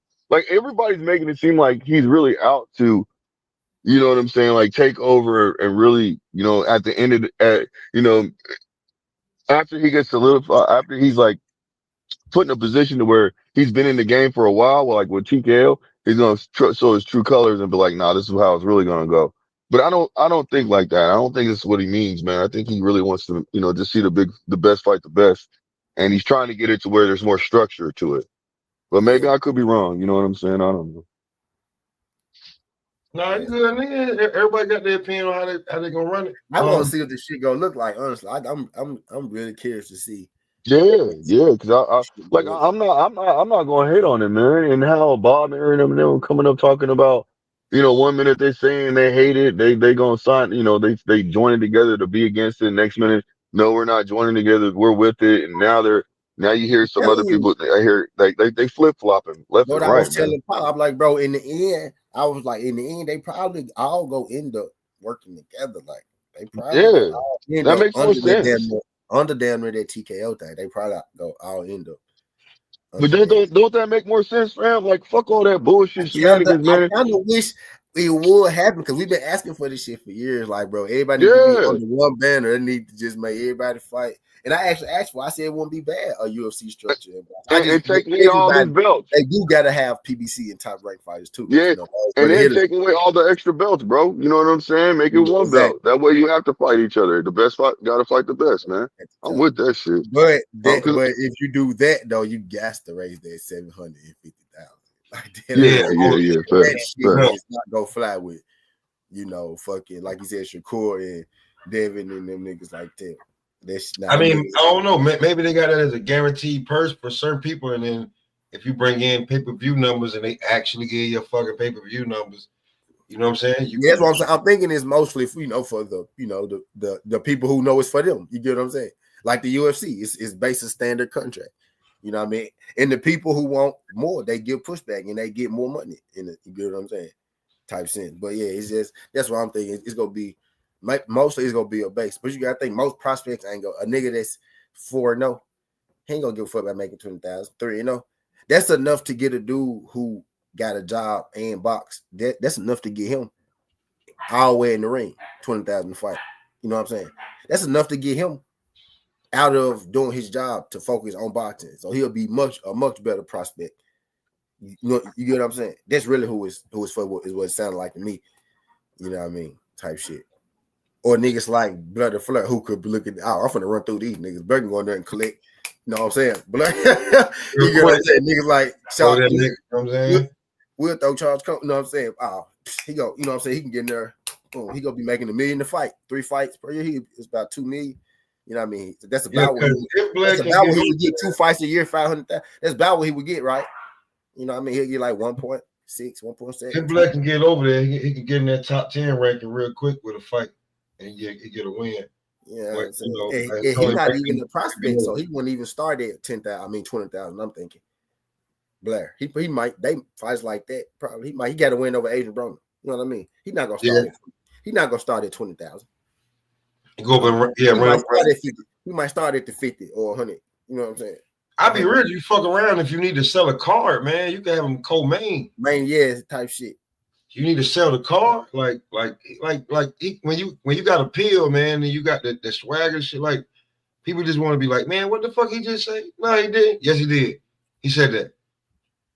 But here's somebody I want to talk about. He ain't been making 135 last few fights. They've been like catch weights and shit like that. Abdullah Mason. Yeah, he fight this weekend. How much longer y'all think Abdullah gonna be sitting around his weight class? I honestly think with how at his age, I think he can sit. I think he'll sit there for shit as long as he need to. I think that's where he want to be right now. Abdullah, his body frame to me look like he gonna wake up one morning and be like, "Dad, I can't make 135 no more. I gotta go up to 147." Word. He just looked like that type of dude. That I don't think it's gonna be a day. I think it's gonna be a night after one of them. Yeah, fights. That's what I'm talking about. It's gonna be a night after you like, hey, you know what, Pops? Yeah, I think I'm done with this. His pajamas is gonna be mad small and mad young looking on him.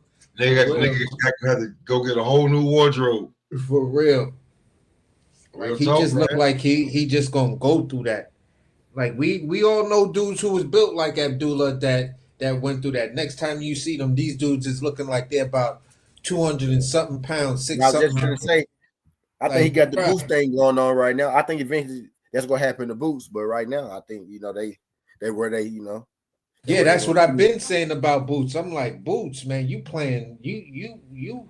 I don't know, bro. Maybe y'all got some kind of super scientists over there, man. Trying to get undisputed first for you look like, man. You look like you about an afternoon nap away from waking up, and you can't make 147 or 150. Boots already said. Boots said I eat anything I want. I just work out more than everybody else. He said I work out. He said I eat, I work out. Even when you talk to people who are like heavy into working out and all of that other kind of stuff, they'll tell you got to give your muscles rest. So if that's your regimen, you're actually starting to slowly deplete your power and your strength. You feel what I'm saying? Strength and power are two different things. So if you're not letting the body rest, you're taking away from both of them at the same time, which is in some cases kind of rare. You feel what I'm saying? Especially when it comes down to dietary shit and then trying to fit it into your workout. You got to let that body rest and let the muscles recover. Because sometimes I would just go on the workout binge and then not work out for like a whole month, and then go back into the gym, and it seemed like I'm lifting everything that's in the gym with no problem. Like, wow, I feel strong as hell. So now when you get to their level and shit, they do other shit. Like they got like cryogenic bags and yeah, shit. I get all of that. I mean, that's why I said the scientific part. He got to have some like super team that allow him to keep doing that and You know not that he take a got toll. one of them bags. He probably got the machine damn near, not even the bag. He probably got the machine joint, the joint you actually walk into. Yeah. You know what I mean? He probably got some more of this shit going on. But now Boots him and the dudes, like right, I think they like same like kind of frame, you know what I'm saying? But I think right now with where they at with their athleticism, they could make the weight right now. You know what I mean? With where they at right now, for sure. I think they both got. I think Abdullah can make that at least comfortable. Him and Boots by another 2 years at least if they wanted to. Nah, I don't see Boots. I don't see. There's no way I see Boots at 47. That beard be hiding. We already almost hiding the fact that he be sucked down. And we already almost halfway through this year. You know what I'm saying? So he got this Stanionis fight. Who he go fight next? I mean, if he was active, he got at least like two more fights, right? Unless Brian Norman unified or somebody unified, he got at least 2 more fights there. So that's at least the middle of next year. Yeah, I'm just saying, bro. I just, for me, I've been screaming for Boots to go up to 160 for a minute, bro. Ever since he said that out of his face, you feel what I'm saying? I was like, there you go, bro. That's where you belong, because you look like a big dude for that. And then I'm seeing some of the pictures of some of the fighters that he was sparring with, and it's like, how are these guys in bigger weight classes? I think he may end up there. Yeah, I said, how are you bigger than some guys that are in bigger weight classes than you? Like that shit is crazy. Yeah, I think he may end up there for sure. Mm-hmm. I hope so, bro. I hope so, because I think Boots at a heavier weight class. Let's just say starting at 160. Not yet though. 160 to 175. I think that. I'm against the Boots moving up right now. So I want him to show this jump up first. I want him to show this jump up. Then he can move. I'm still like, look, everything from 160 to 175. I think you could run that. You could run that gamut. Then he can go get 54. You know what I'm saying? Then he can go get undisputed at 54 because it's gonna be the same thing. I ain't gonna be nobody to fuck with him up there when he go up there. True enough, if you're asking me. True enough. He still got to do it, but you know what I mean. But I'm gonna definitely want him to get undisputed at 47 first. Stanionis will be the first fight. Then he halfway there. After that, he got about next year. About this time next year, he should be fighting for. This time next year, right? Should be his next fight for. Listen. I got full confidence in Boots getting undisputed, right? But at the same time, I'm like, man, that carrying shit just rubs me the wrong way. Yeah, you know what I'm saying? And I understand styles make fights, but exactly. I just feel like I feel like honestly somebody can knock his ass off. You know what I'm saying? All these folks can get knocked out. He can knock somebody's ass out too, Blue. No. What I'm saying is I expect him to dominate. Yeah. That's what I'm trying to really say. Why you feel me, Blue? Like he can knock somebody's ass out too. You know, no. We know that. Hey, we Blue, know that. He really can though. Like he might go in there and dust a nigga ass up real quick. Look, he can go in there like Stanionis. You know what I'm saying? Stanionis could be the person that he shows out on. You know what I'm saying? Hey, look, and I'm throwing this out there too with Stanionis, man. He been out for a long time, bro. And Boots not the guy. Yeah, that's the only reason why I'm like Boots not the guy you want to be fighting off long layoffs and shit. That's not the young brother you want to be fighting off long layoffs. That's not the brother you want. You have to, on your best day, that's gonna be a fucking fight. So you damn sure don't want to fight him on the layoff. You know what I'm saying? I want to see Boots fight Brian Norman Jr., bro. I want to see that fight, bro. I'm not gonna lie to you. Yeah, that's the fight. I want to see that fight bad, bro. I ain't gonna lie to you. Because that nigga Brian Norman Jr. be talking his shit. You know what I'm saying? And, whoa. The press conference would be hot. Now, B Norman and Boots is the fight at 47. I said early in this show, I said, shit, man, that's really the fight I'm waiting on. Like, I think it's some kind of way, but I wish B Norman could fight that WBC champ. I mean, Barrios. Yeah, Barrios. Yeah, the WB, whoever it might be, right? Yeah, Barrios. Yeah, I wish he could fight him So Here's he it. can get the other strap so him and Boots could go and get it on. You know what I'm saying? Maybe at the end of this year. The beginning of next year. You know, but I know I'm about to have a fight. And then maybe he fight Barrios at the end of the year. Then they fight like maybe middle of next year. That'll speed up the process. Here's the thing with the boot shit that we be like that. Me and AC, I kind of convinced AC about this shit, right? And I think Crush fucked with me because Crush seen Boots, man. He ain't no little nigga. Nah, I seen him in person. He ain't no little nigga. He ain't no little nigga. And then like, I don't got the picture, but do I say I have the picture? Can I take it down? Hey, does everybody agree with me that weight at 147 Boots is a weight bully? It's not. It's Hell not. yeah. He can make them. Yeah, Nah. It's very slow. Hold on, wait, y'all. Before we even go there, right? I got a picture of like Joseph is 18, maybe about to turn 19. I got a picture of him and Boots standing next to each other. He's only taller than Boots. And I'm telling you, Joseph's gonna end up at 68 real fast. Everybody remember that picture. He's another one of them dudes that's just gonna take an afternoon. Everybody is telling him, because when we interviewed him, me and Bills was up here. Everybody was telling him, like, bro, it's gonna one day you're gonna fill out. It's gonna be crazy. He's gonna be like, he said he don't see it. I said, I know, because you're growing, but just trust what everybody telling you in the fucking gym. And I feel like it's not about Boots' legacy and none of this shit. This is what I'm saying. By the time Boots get to 54, the names that he really gonna want, they're gonna be going to 60 already. Why not jump the curve?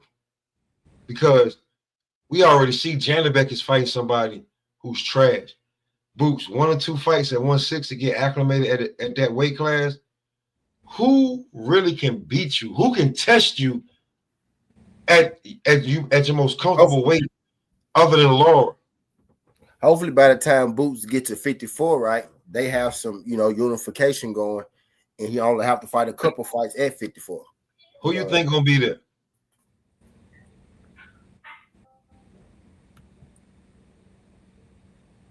I'm asking anybody.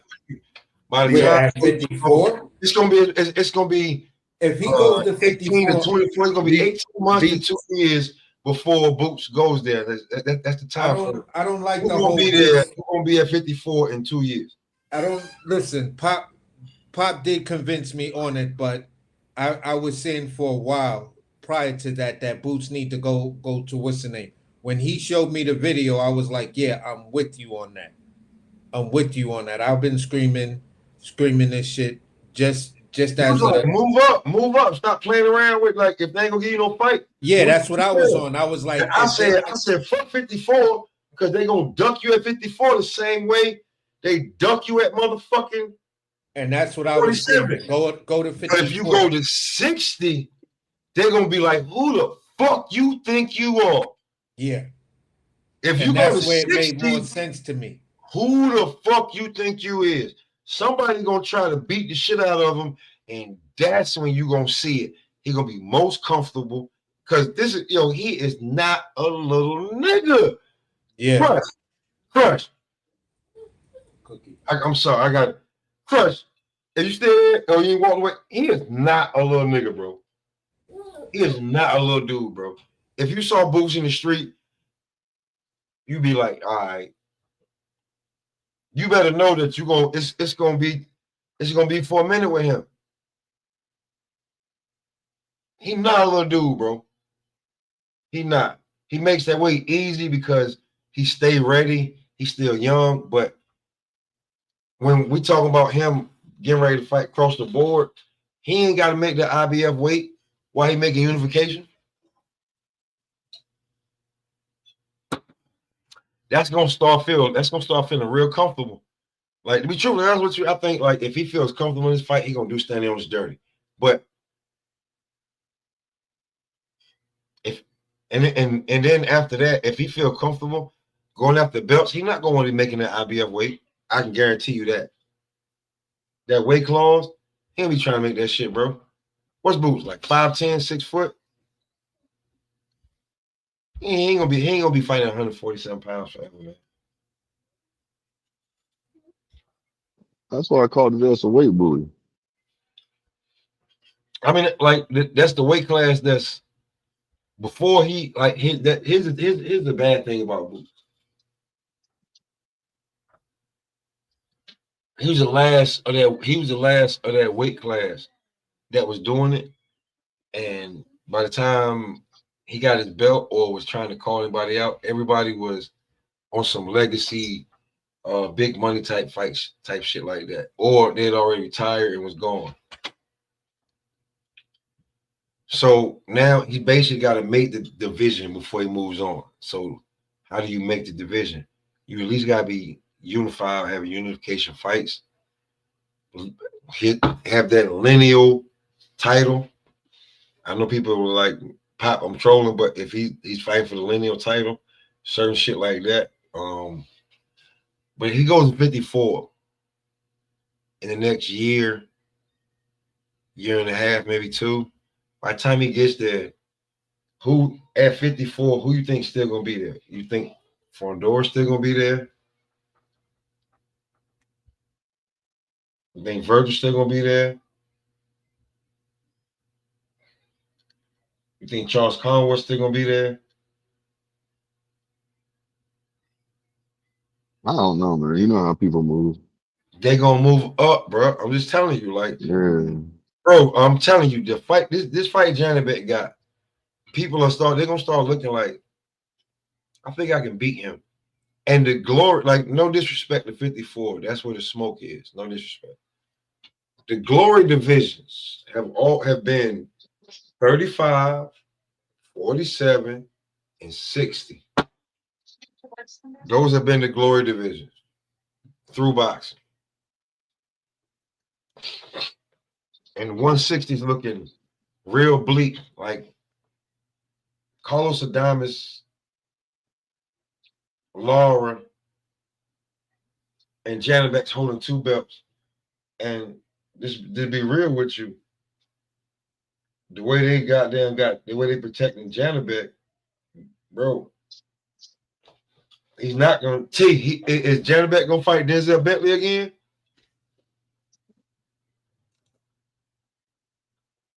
Yeah.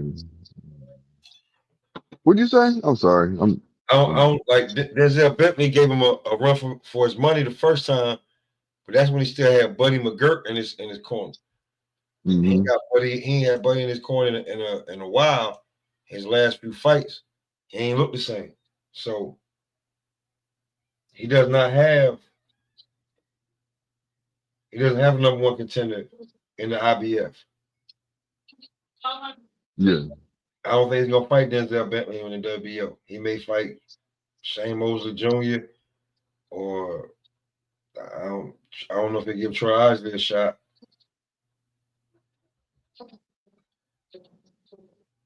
Shit, I got something. Look. That's all we were saying about like if Boots, like at the 47 shit, this shit don't work out. Going to 54, they gonna stall you out, bro. Ain't nobody gonna fight you. Who the fuck gonna just be real with you? Who gonna fight Boots at 54 right now? I don't see why they wouldn't fight him, bro. I think somebody would test that water. Who? Well, I mean, Virgil was trying to test the water and he didn't want that smoke. So that's one person you could say. I seen Virgil. Virgil also duck Bud too. So there's a duck. So No. I can understand that. I can dig that. I'm just talking about at 154 right now. It'd be two ducks. Because he would be fighting him. That's all. That's the only reason why I'm saying that. I wouldn't mind seeing that fight. I think Virgil would take that fight in a heartbeat. Like Virgil will take it. That'd be the last short Oscar let him do. Mm-hmm. Because, but I gotta say this though. I do have to say this though, man. Because let's just say Boots and Norman don't fight for some reason. I think he can move up to 154 just like Boots can. So they probably he said he ain't going nowhere for a long time. He's staying at 47. Oh, who said Norman? Yep. He said he made this real easy. He said he ain't going nowhere for a long time. No, I can understand. But I will say this though. I will say if he was proposed to, like a title fight up there, I think he would jump up there to go. I think he would go to 140, 154. Because the way they talk, they just seem like, what I'm saying, they don't want to duck that smoke and they don't want to look like that. And if it was a title fight, I think he would jump on him. Going to 54? Yeah, he would go up before a title fight. That's all I'm saying. It'll be something to see, but I'm right now, 54, I'm looking at it. I doubt Virgil would give Boots a chance. Mm-hmm. Why you say that? Because he's positioned to fight Fundora. Oh, you talking about Amelia? Okay, I got you. He's got, and Fundora has 2 belts. Like that would be like the last fight if they couldn't get anything, and then Oscar still may stall it out. So, and then when it comes to the IBF, if Boots jumped up there, he's fighting the nigga that beat the shit out of Tim Tszyu last time. Yeah. Or maybe fighting Lubin, maybe Josh Kelly, because Top Rank ain't about to goddamn offer him up to Boots because they just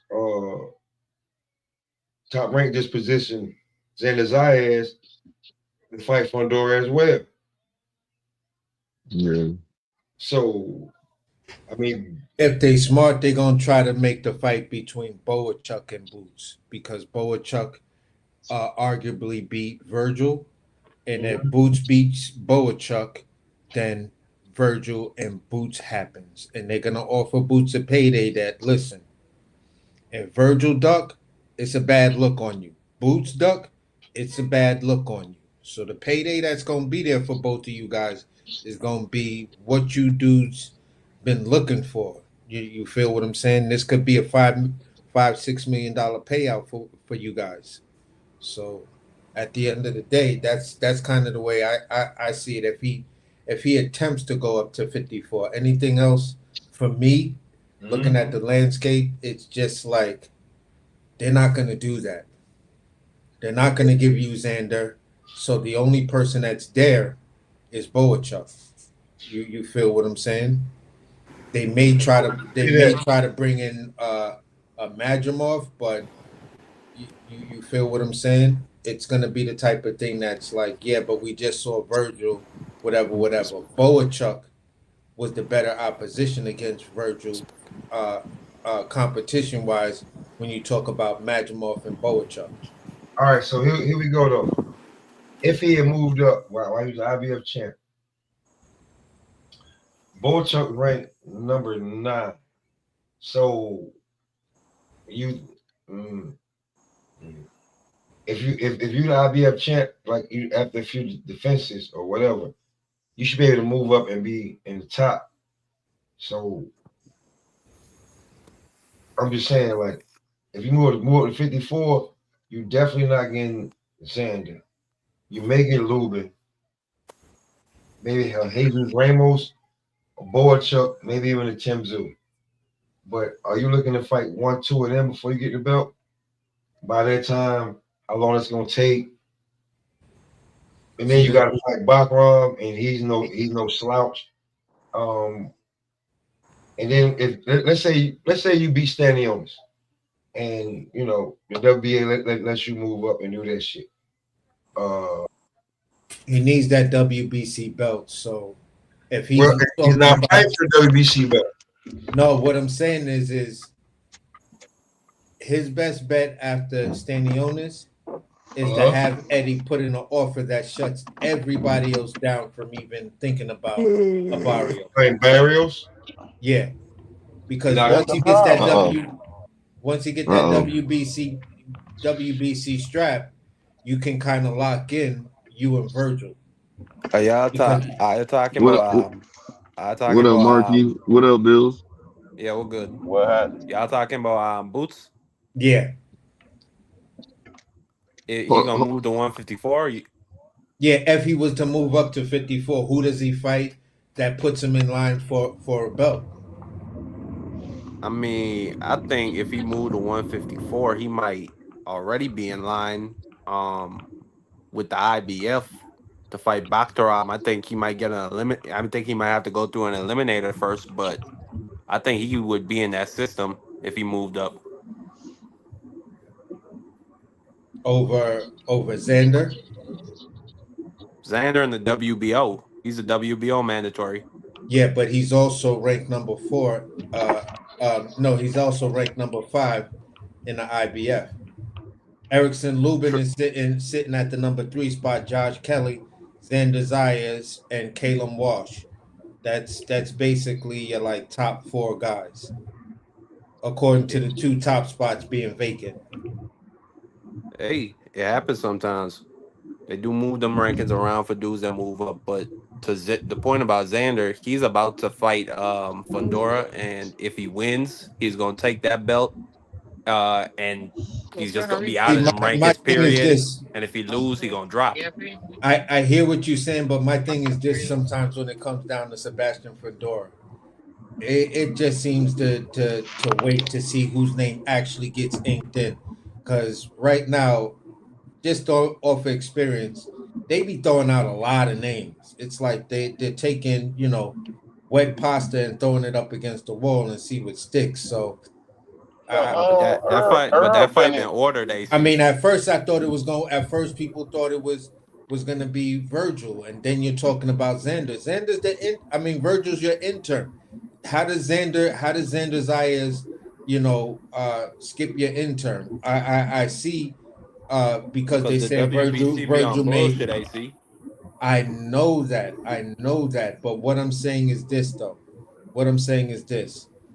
When it comes to Sebastian Fundora, just for me, it's just I don't like to it just doesn't seem wise to try to call out certain fights. Yeah, they're talking about this, and this is how I'll keep it. They're talking Xander Zayas, but that could be the ultimate bluff, because we thought it was we knew you were in negotiations with Bud, and then you just went a completely different direction.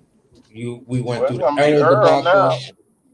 We went through Bud, then it was Errol, then it was back to Bud, then it was this, then it was that, and then we'll give you some time and become the mandatory. And it was just like, man, that's too much fuckboy shit surrounding.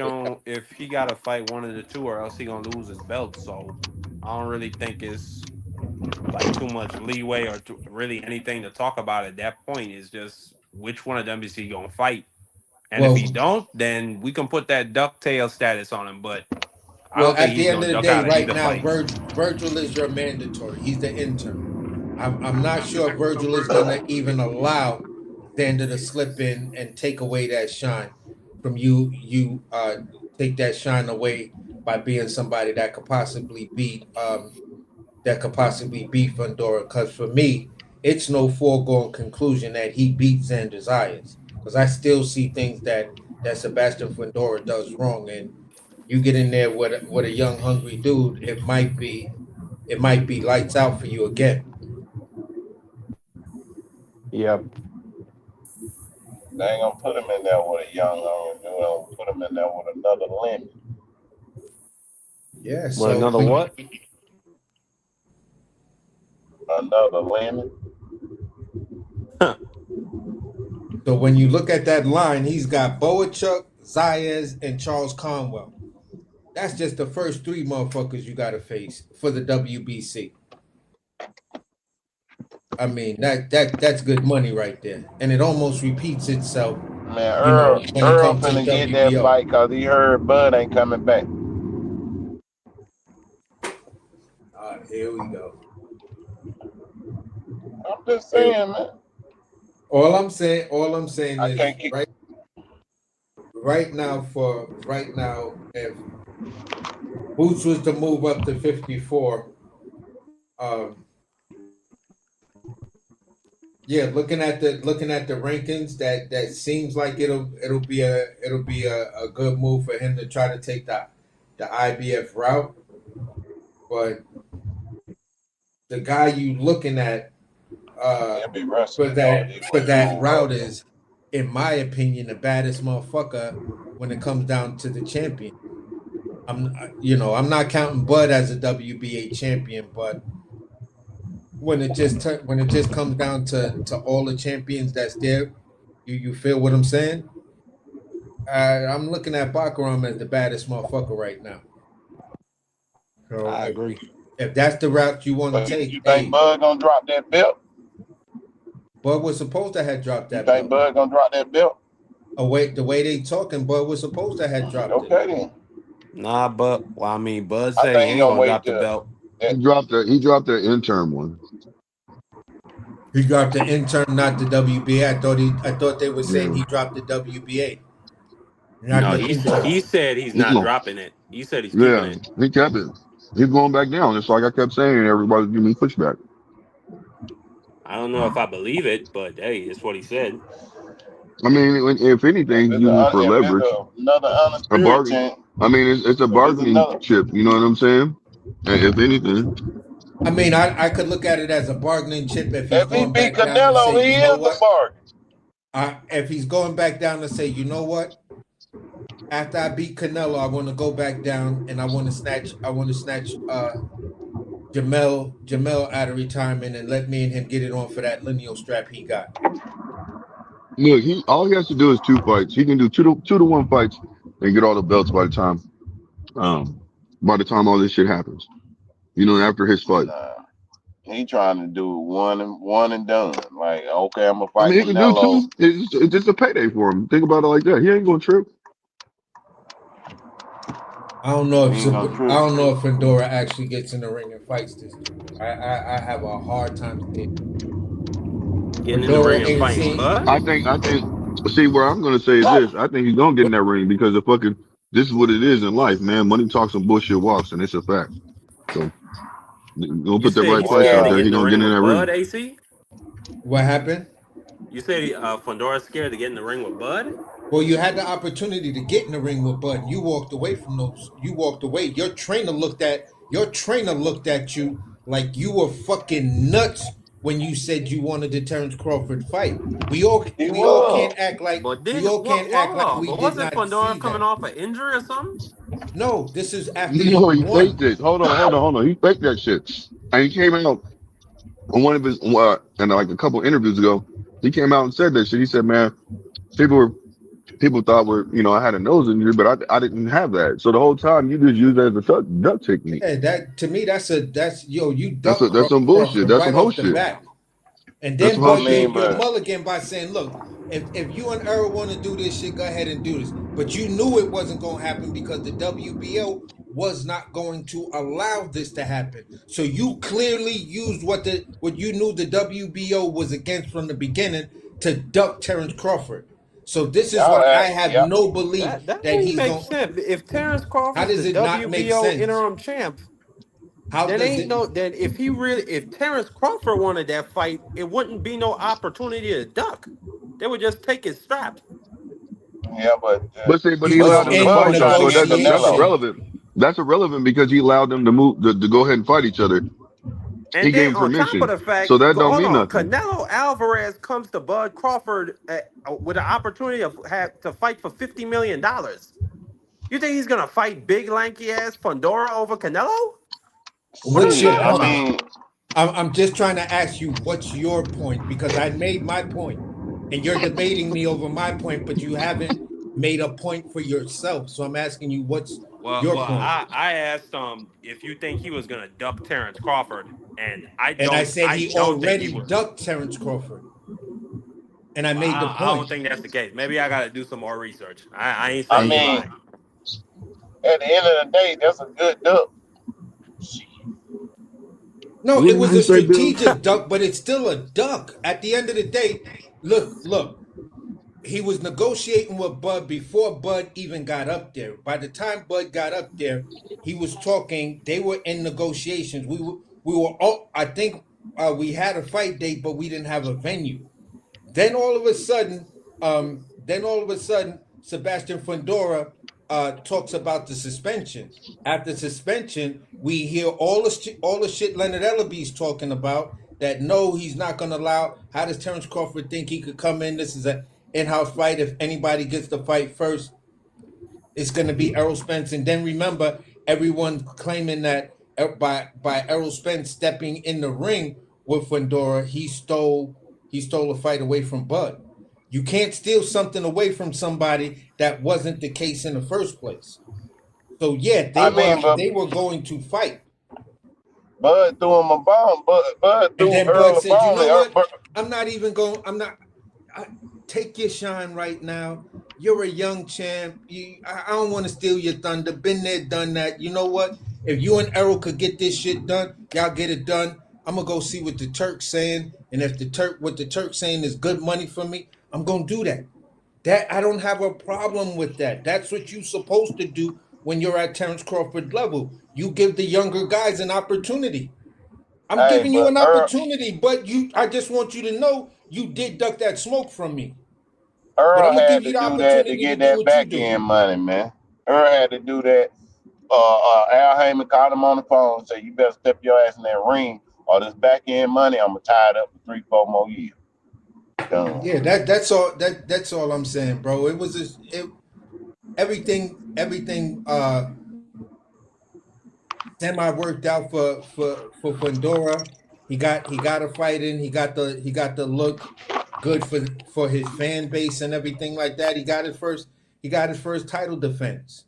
Was it against the original competition that he was screaming he wanted for his first title defense? Not even close. Because it was either going to be Errol Spence or it was either going to be Terrence Crawford. So hey, this is why I'm like, Fundora, I don't know right now, bro. You gotta come a little bit better for me. Just for me. I don't know about other people. I'm just talking for me.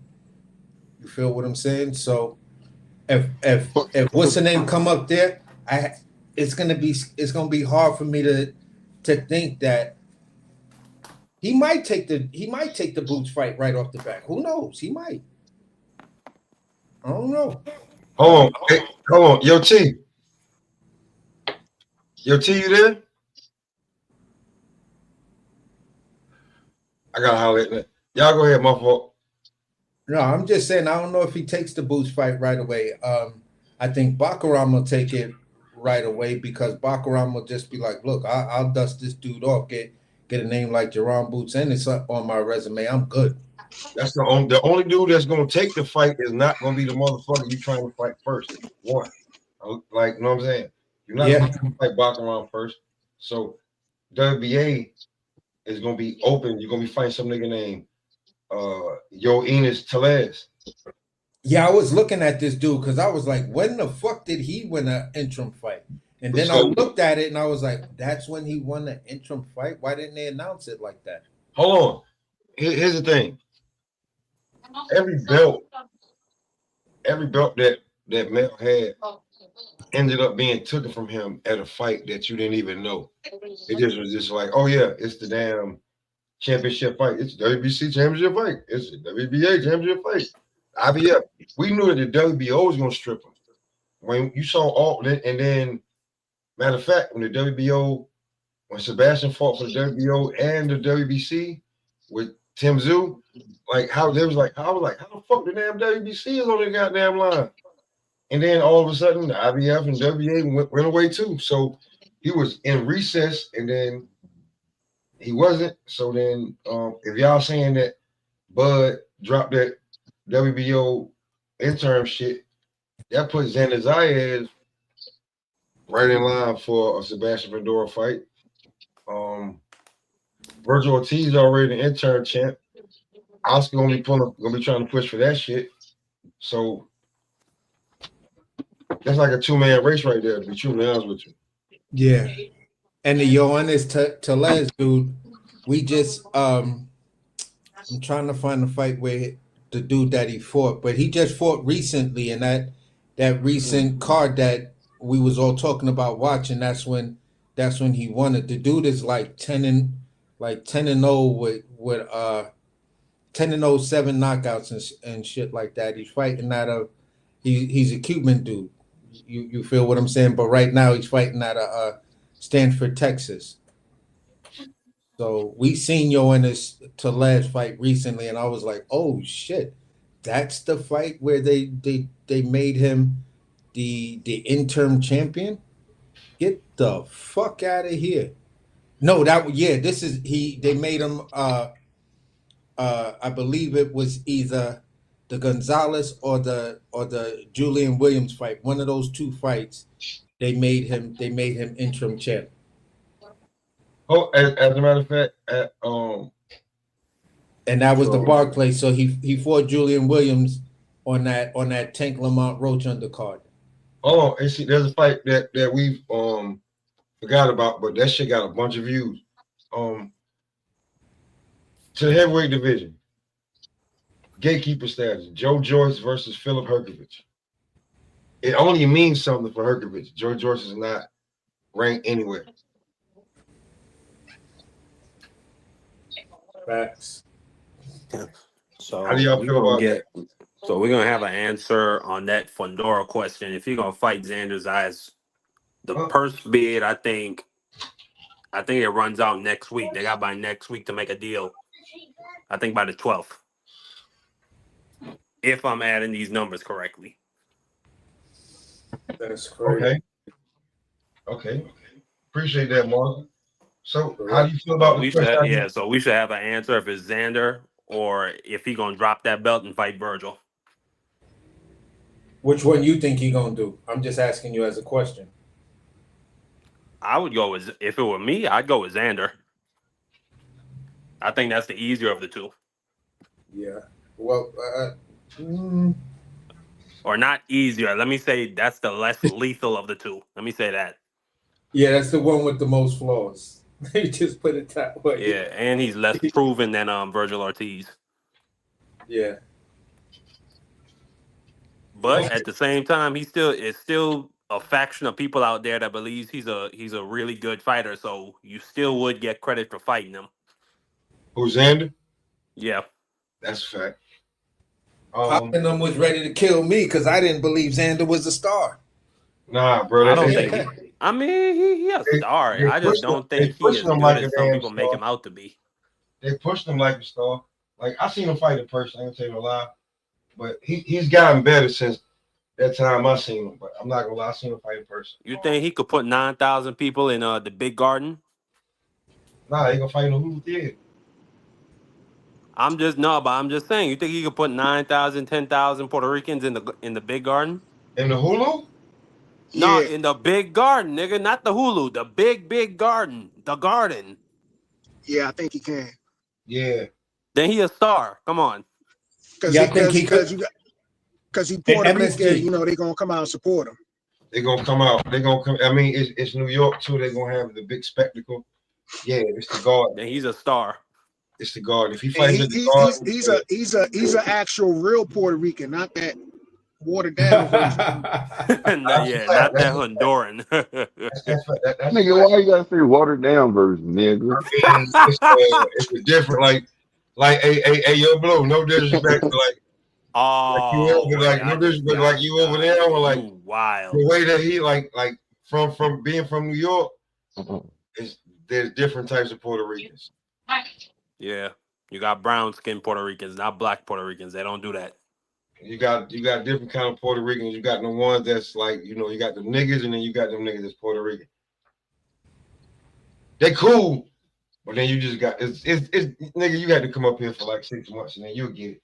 But like I said, real quick, Philip Herkovich, because this is gatekeeper status. Joe Joyce, because this fight is Saturday.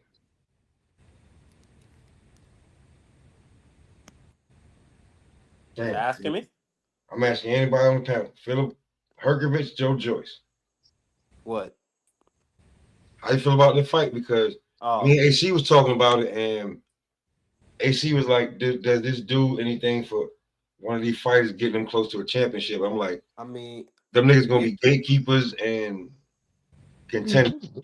I think well, let me see the rankings quick, but I don't mind the fight. I think it's gonna be a pretty entertaining fight while it lasts. Both guys are not known for shying away from the punches or action. So yeah, I don't mind the fight, but Philip Herkovich, if he wants to stay a serious contender in the heavyweight division, he needs to win this fight because Joe Joyce is on the way out. So you can't go in there and lose to this guy. That's what I said, because Herkovich is ranked in 3 sanctioned bodies, and Joe Joyce isn't ranked in any of them. Facts. Herkovich, he's ranked 6th in the IBF. Mm-hmm. He's ranked, let me see, 9th in the BC. Yep. And 7th in the BA. So yeah, I mean he's still in the mix. He's still in the mix. He's in the mix. You don't see Joe Joyce's name anywhere, do you? Right. So Joe Joyce go in there and put his ass to bed. He could maybe reinvigorate his career. That like it's all on Herkovich to do what he's supposed to do. That's So you saying Joe Joyce is heading for TKO Promotions? Not even. Hell yeah, that's steady. That's steady guaranteed promotion. Excuse me, that's steady guaranteed employment. Joe Joyce Hell yeah. He's headed for BLK Prime. Oh wow, y'all.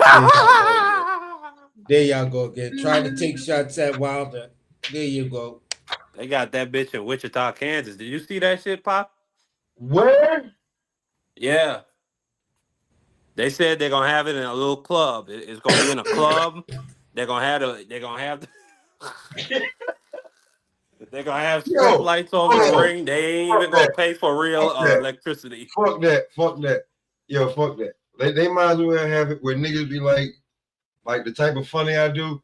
They might he was better off having that shit at Dave Chappelle's spot in fucking Ohio. They just did it in Alabama. I don't understand that. What? I don't know why they didn't do it. Why they didn't do it in Alabama? Can't pack enough people out where he gonna do it at. He should have done that. If he gonna do it in Wichita, Kansas, they was better off asking Dave Chappelle, can they hold his spot the same way he do comedy shows at? The fuck, nigga. At least it had more star power. What the fuck, bro? He should have been with the Alabama Crimson Tide basketball team. He should have been promoting. He should have been doing all that stuff. He should have held the fight at their home arena. He could have probably sold that bitch out. The people will come out for the Alabama Hammer. BLK Especially Prime in can't make it. Tuscaloosa. You know what? As a matter of fact, I see why. BLK Prime can't make it that far. That's why they went to Wichita, Kansas. As far as they can make it. That's all they budget. They said the BLK Prime is worth 5 cents. That's their total net worth. Hey, you know what? Crazy. I was just Them niggas' net worth was $5 million before that Bud fight. They paid that nigga $10 million. Oh man, listen. Shit is crazy. You know what? Hold on. You know what? Since we talk, yeah, I got a question I want to ask everybody, because we'll move on to a fight that I think that shouldn't even be happening, and then we'll get to a real fight. Why the fuck is Sergey Kovalev still fighting? I mean, the last time I saw him fight, it was a pretty decent fight. I mean, if he hadn't got dropped in the last round, he might have won.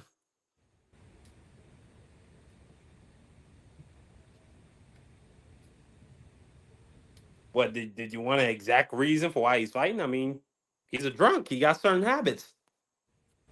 And I think he still got to pay restitution to his ex-wife. I said, why is Sergey Kovalev still fighting? Yeah, he need some money. He trying to get paid. What you mean, bro? he need the money. He need money for his retirement plan. Stop playing, bro. He needs money for his retirement plan, man. Don't be hating on him. Yeah, it definitely ain't for the love. It's for the money. For the love of money. That's what it's for. Yeah, I can't be mad at the man, you know? No, nah. Get your retirement plan, boy. Stop playing. Yeah. Get your ass beat. Go ahead, get your ass beat for a you know what I mean? Go ahead. His wife took that Canelo money. That's a fact. And she's still taking money. He ain't paid her all the restitution he owe her.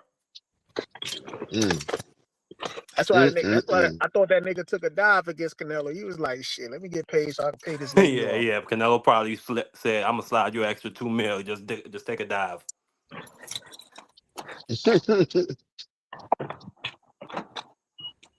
That bitch probably took that shit too.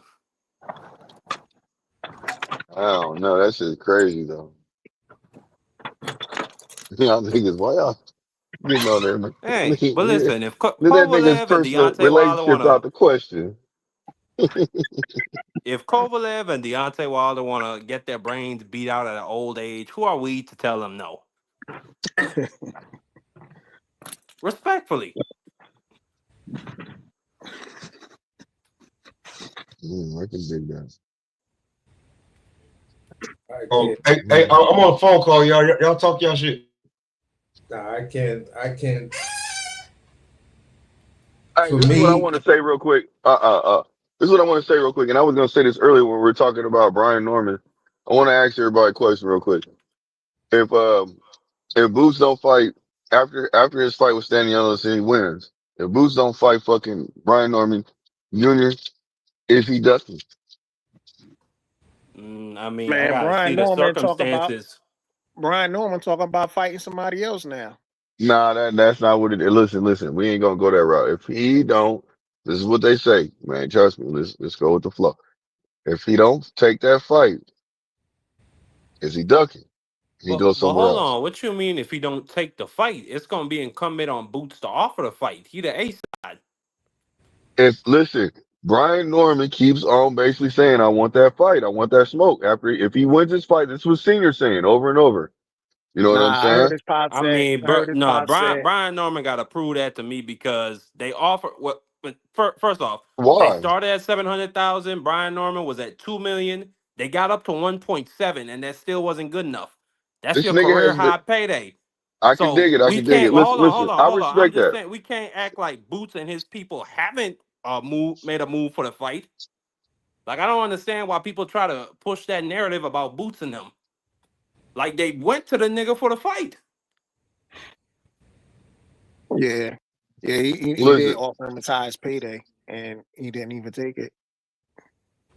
Well, listen, if they negotiating and going back and forth, you know what I'm saying? And I don't feel like that. So this is what I'm gonna say. Okay, let's just say, Come okay, on, Blue. Come on, Blue. no, no, no. Nah, Let me say this. Let me say this because this is how I feel. Now, Senior said, okay, you know what? Fuck it. We didn't get that fight. They feel a certain kind of way the other ones over and over and over. That's great. And if he goes somewhere else, that's what we want next, no matter what. So If he fight all Mario I'm saying is Barrios, is he this. ducking? Is he ducking? that's who Ooh, he's trying to fight next. He's trying to fight Mario Barrios. If Boots fight Mario ooh, Barrios next, is he No, ducking? no, no, no, no. hell yeah. Norman trying to fight Mario Barrios. Norman wants to unify with Barrios. This way, when he's saying, and this was at his own mouth on Pac-Man Tate's jump off, he was like, "Yeah, I want the Brian Norman fight," and then later on, early next year, or something like that. Me and Boots could get it in for undisputed. You feel what I'm saying? He said, but if none of that other stuff can happen, yeah, then I'll be looking at a Jin Sasaki, Devin Haney, or one of those guys coming up from 140 to make a big fight. Jen Sasaki walked up on him after his fight too. Yeah, Famous he fight.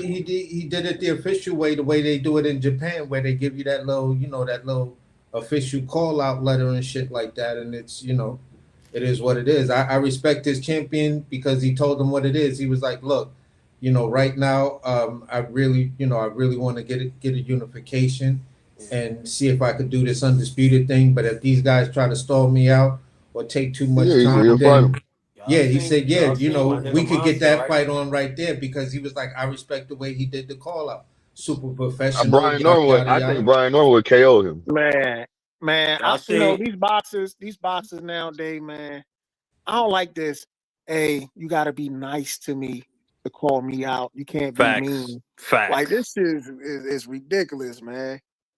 Well, Brian didn't what's do wrong that. with Brian calling Norman don't care. somebody out like a professional? No, but hold Bro, on. Brian Norman didn't do that though. people. Brian So Norman ain't I'm talking just like that saying. though. No, I'm saying like I What don't did care that if mean? somebody calls somebody a professional, but I just don't like when people use that he disrespected me, so I'm not Oh gonna yeah, fight yeah, him. that's some What? bullshit. Yeah, I get you. I'm 100% with you on that one.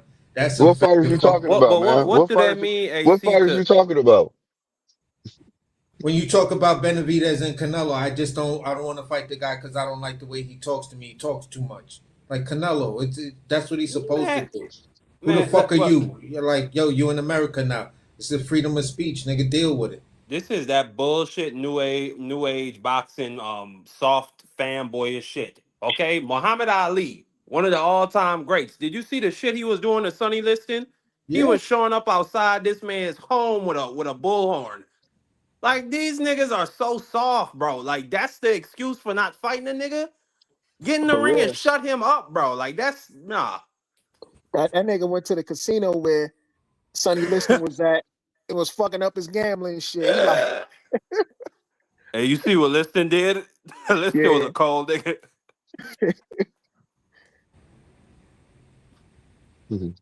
But But yeah, at the end of the day, man, I'm just saying it like this. Like I gave my assessment of it before. I like the way Jin did his thing, but if you're gonna go on recency bias, if they were to fight next, I would be looking for Brian Norman to win, possibly stop him, because Brian Norman just looked like he turned the curve. He's poised now. He's coming into his Oh, championship. Doug. Oh shit, my fault, Doug. Hold on, Doug. Y'all go ahead. My fault, Doug. Right side, I want the link. Yeah, he's just Mr. composed, and Long-winded. he's feeling himself as a champion right now. So, hey, I think right now that his mentality and his energy and everything, I think he'd be a hard person to beat. You feel me? And I just don't. I'm not sure. I can't see right now a game plan Jin could put together to beat him, because he's on a high right now. Let me ask y'all a question real quick. Because this is a fight that I'm high on. Chris Eubank, Conor Benn, because that fight's coming up real quick. So how y'all feel about that? Trash. I got Conor Benn winning. I'm going for the underdog. I think I'm just saying, hold on, man. Hold on. Now the three-headed dragon is not, I said this already before. The three-headed dragon is not backing him right now. So that is a concern to me. That's a Yeah, concern. I Oh, got So I'm Conor gonna go. Benn too. I'm going with Conor Benn right now. You know what I'm saying? Last 2 fights without them, bro. So he That don't mean that's that. Hey, Man, I don't care, bro. I don't care. I'm I'm gonna agreeing say with like I Blue said yesterday. 1,000%. I'm going I'm with gonna say Conor Benn too. I think he's gonna beat Chris Eubank to death. Yeah, he fighting for a I'm gonna say purpose right now. I'm gonna say it like how I put it yesterday. I'm gonna bet What? my money on Conor Benn, knowing that he gonna fucking lose. Hold on, wait. I ain't mad at you. Wait. Say that shit again. I'm gonna bet my money on Conor Benn, knowing that his ass gonna lose. So you giving money away? Nah, Why you know, why you anything. stop talking after that? Expound on that. Anything. I'm betting money because anything could happen. You know what I'm saying? Hey, No, I man, know why you're doing. But if you want to give money away, bro, I love making money, man. Please, I'll give you my cash app. Hold on. Here's some crazy shit. I'm the host, and I let everybody on the joint, and Bo slid up in here. I didn't even know he was up in here. That's some crazy shit right there. How the fuck you don't know the boat? You wouldn't let him in here. Man, don't be asking me when I'm starting drinking blue. Stop. Okay, for sure. I could dig it. Yo, hey, Doug, what's good, man? Long time no here, man. I know last time you jumped up here and niggas got wild. You ain't get to say your piece, so I'm gonna let you rock out. What's going on with you? Man, what's up, Smoke, man? Salute to everybody on the panel. My brother AC, Crush the Legend. I can't see y'all now since I'm main screen. Mr. Long-winded. I just gotta say this. Man, shut up, Mark. You let Doug ride out, man. Listen, we ain't seen Conor Benn. Hold on, real quick, Doug, before you say something. Hold on. I seen some shit. Don't think I ain't see it, right? Niggas won't let me on certain panels because how we wild as fuck up here. Niggas think we young H money some shit. No, nigga, we stop it. Nobody like H Money fucking paid, bro. Near the level of H. Hell no. Wait, it ain't even that. Hold on, nigga, because he got a bunch of bots, so stop it. Anyway, nigga, listen, I seen some shit happen. Crush was holding the panel. Niggas was talking out of the damn turn. Nigga put that nigga in the back. Crush laid the landslide. Niggas don't do that no more. Now, if Crush don't answer, Dub, am I lying? Did I have a lie? No, you ain't lying. Absolutely. All right, then. So that's all I'm saying. So just let everybody cook, man, because people want to cook up here.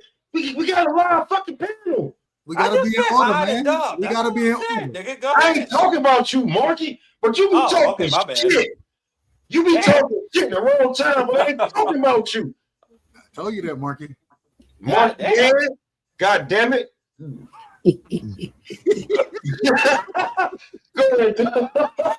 Hey, real quick, I'm just gonna say, angry ass nigga. we ain't seen Conor Ben do a damn thing since he popped dirty, and now that the nigga can't be dirty no more, he gonna get his ass whooped by Chris Eubanks Jr. That's what's gonna happen. And man, well, damn, I got you. But the man, he ain't showed that he really got the skill set like that.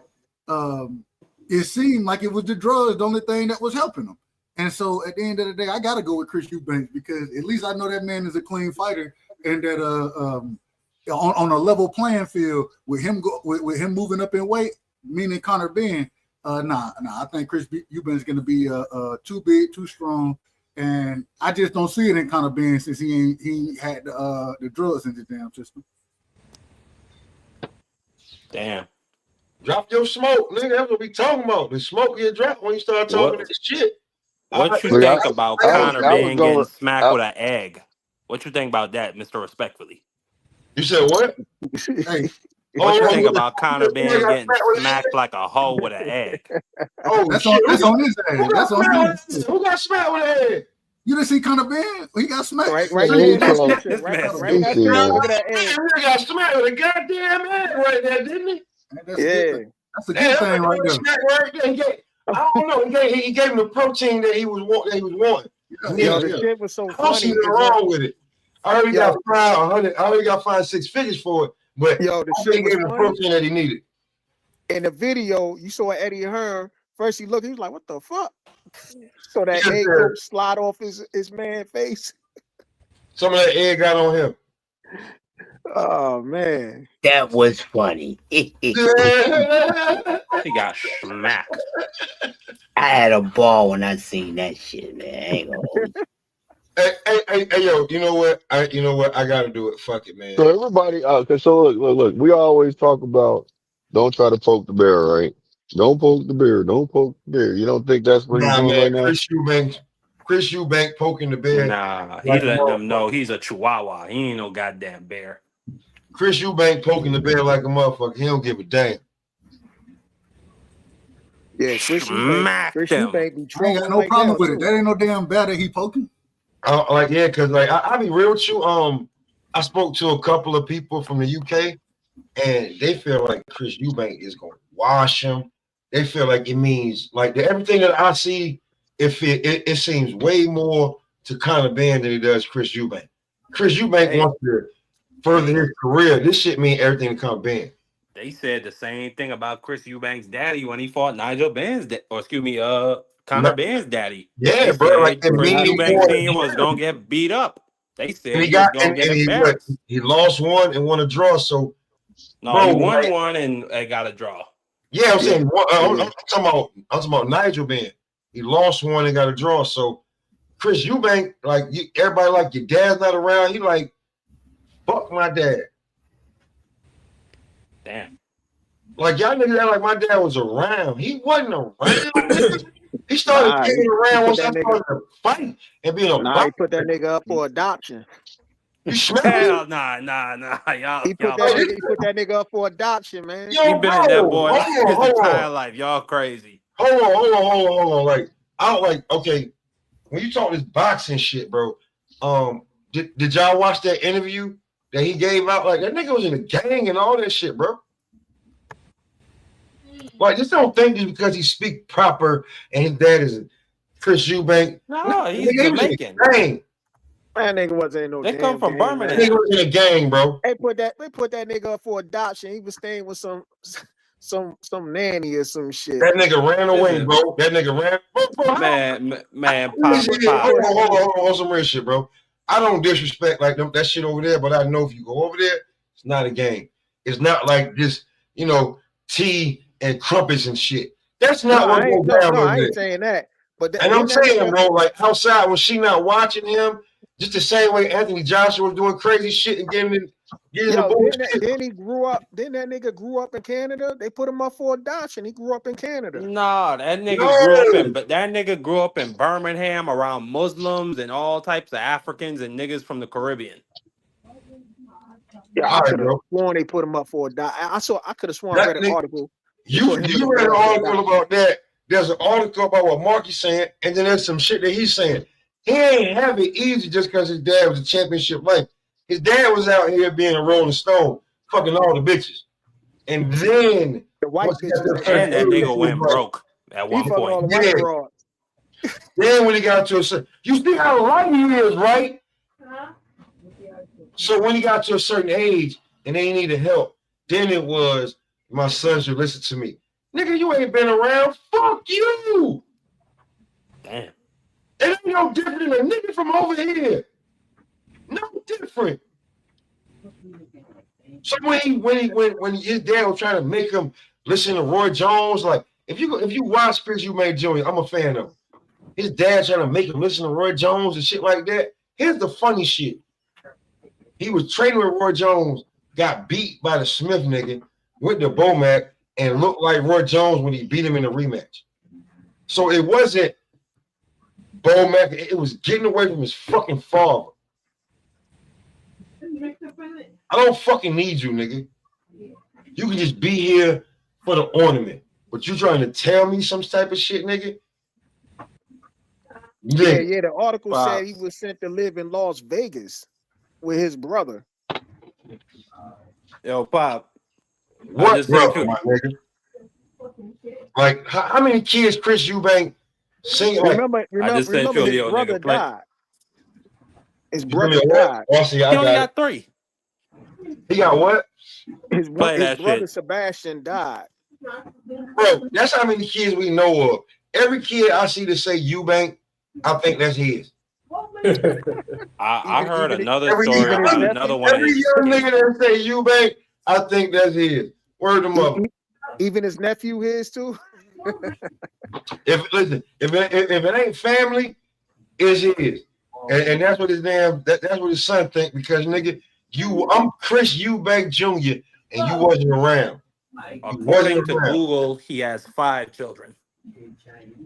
And only one of them do not have his last name. So, bro, when it comes to that shit, it's like I have no problem with that nigga being like, nigga, when y'all keep talking about my dad, what the fuck that mean? I don't care about that nigga. Nigga, Bro, you I'm my ain't own shit. man. You 30 years old and never won a title, nigga.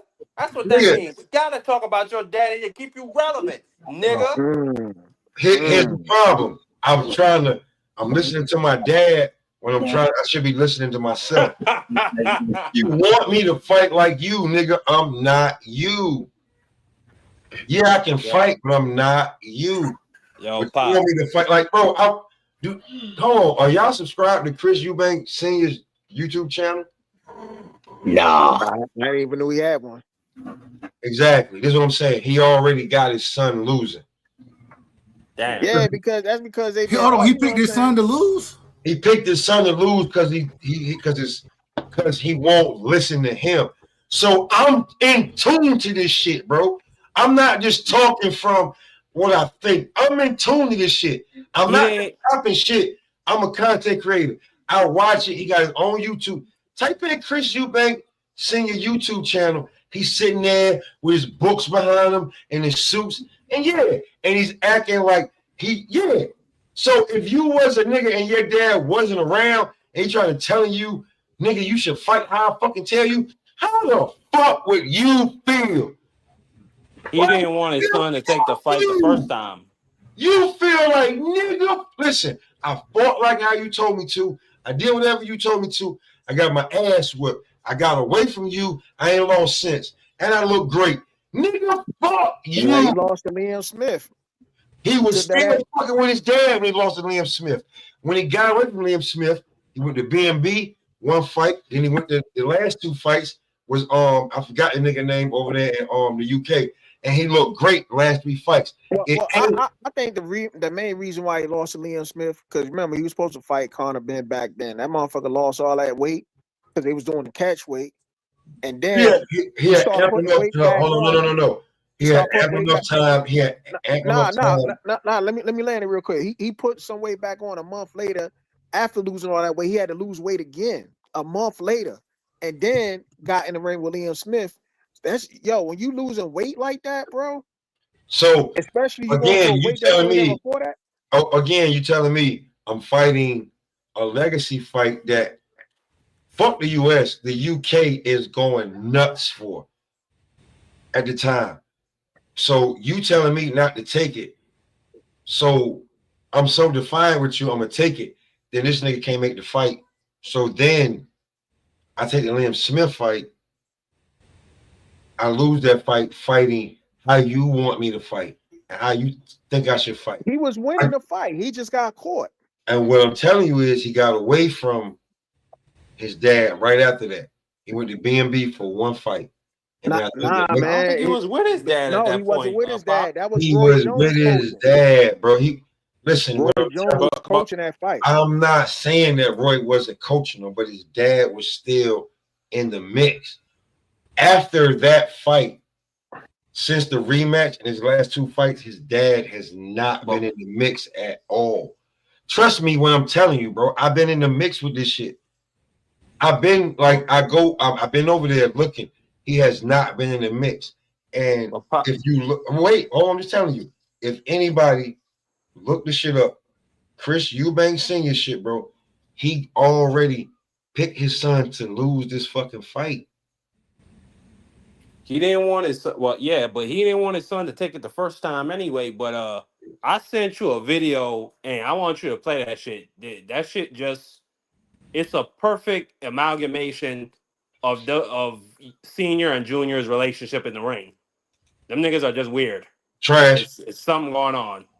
It's a something going on. They got a trash ass bro. It's like what you mean by there's something going on? It's something. If you watch the video, you'll understand exactly what I'm saying. If this nigga Pop will play it. Hold on, I'm gonna play what you're talking about.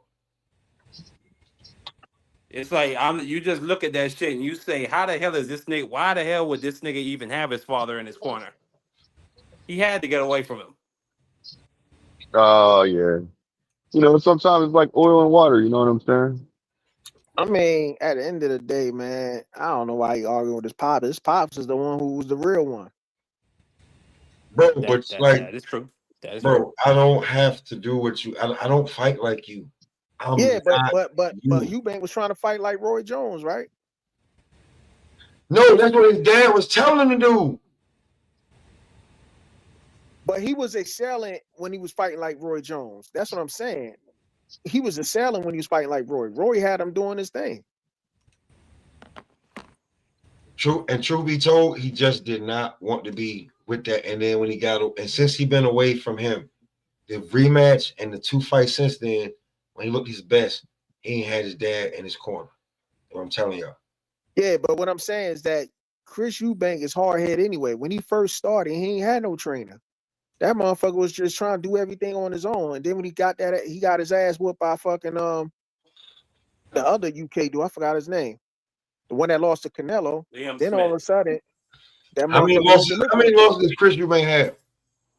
Like 3. Is it 3? I thought he had 2. He got a couple losses. He lost to. I know he lost to Callum Smith. I think he lost to Billy No, Joe. I lied. George Rose. I know he lost to George Rose. Oh yeah, George Rose. Yeah, you're right. And Billy Joe. Right? Yeah, and Billy Joe. Yeah, so that's 3. Hold on real quick. This is the mark you got.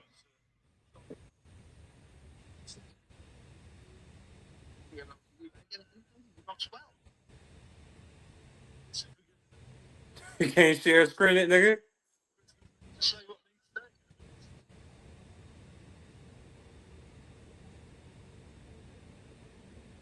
That nigga just staring at him. He's just staring at him for a full minute. He's not saying a word to him.